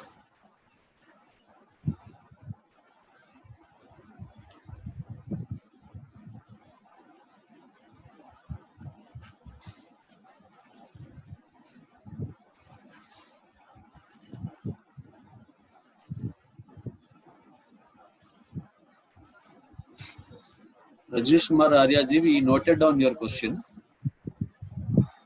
We noted down your question. We will send the question to the presenter.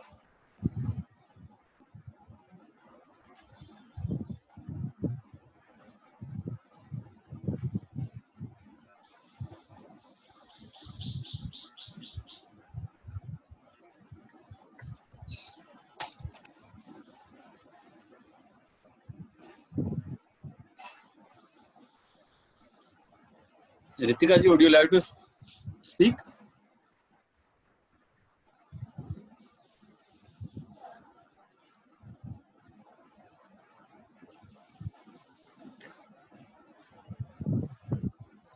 Sir? Sir. I would like to take leave, sir. Yeah. Please. We will close now. I will close now. Thank you so much. Thank you very much, sir. You had a really nice experience to work with you. Great. Sir. The whole team. Thank you so much. Thank you. Sorry. Okay. We'll Bye. speak later. Yeah. Okay. We'll also close this. I will close the session. Better, sir. Okay. Yeah. Thank you. Thank you all. Thank you all, sir. See Thank you all. Yeah. We are closing. Any other issue you can share. Is there any jobs new there? Somebody is posting, sir.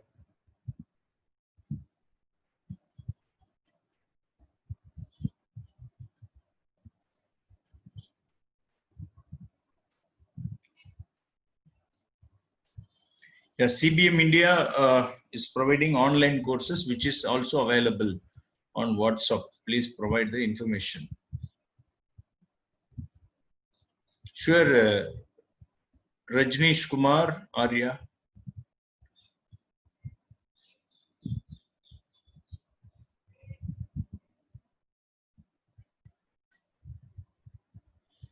Yeah, we will get information and post in the WhatsApp group. Be in the WhatsApp groups. We will post all the information, whatever we receive.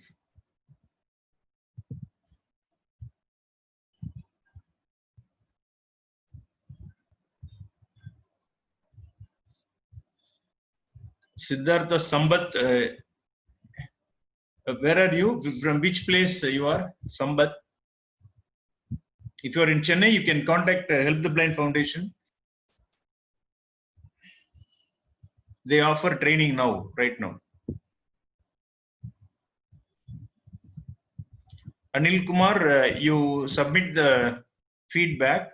You will get the certificate tomorrow. Yeah, Sambat, you are from Eluru. You want to be in the same WhatsApp group already? Are you in the WhatsApp group? No. Okay. Right. I'll do one thing. Wait.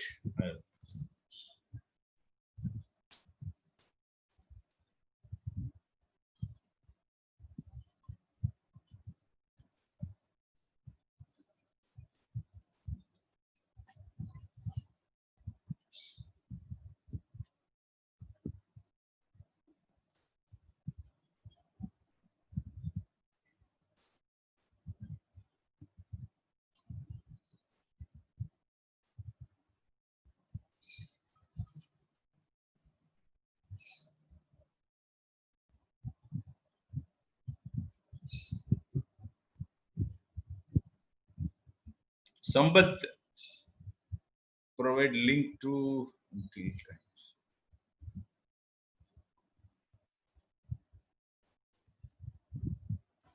Sambat, you click this link. Sorry.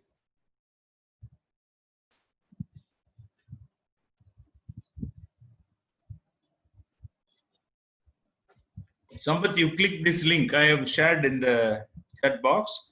Automatically, you will join in the WhatsApp group 3. Just see and then get me back.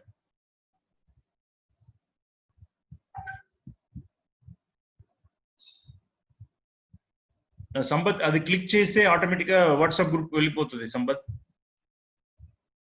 ఒకసారి click చేసి చూడు.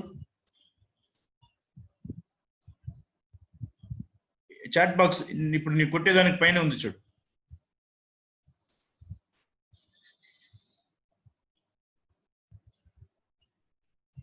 ఆ link click చేస్తే automatic గా chat WhatsApp group వెళ్ళిపోతుంది.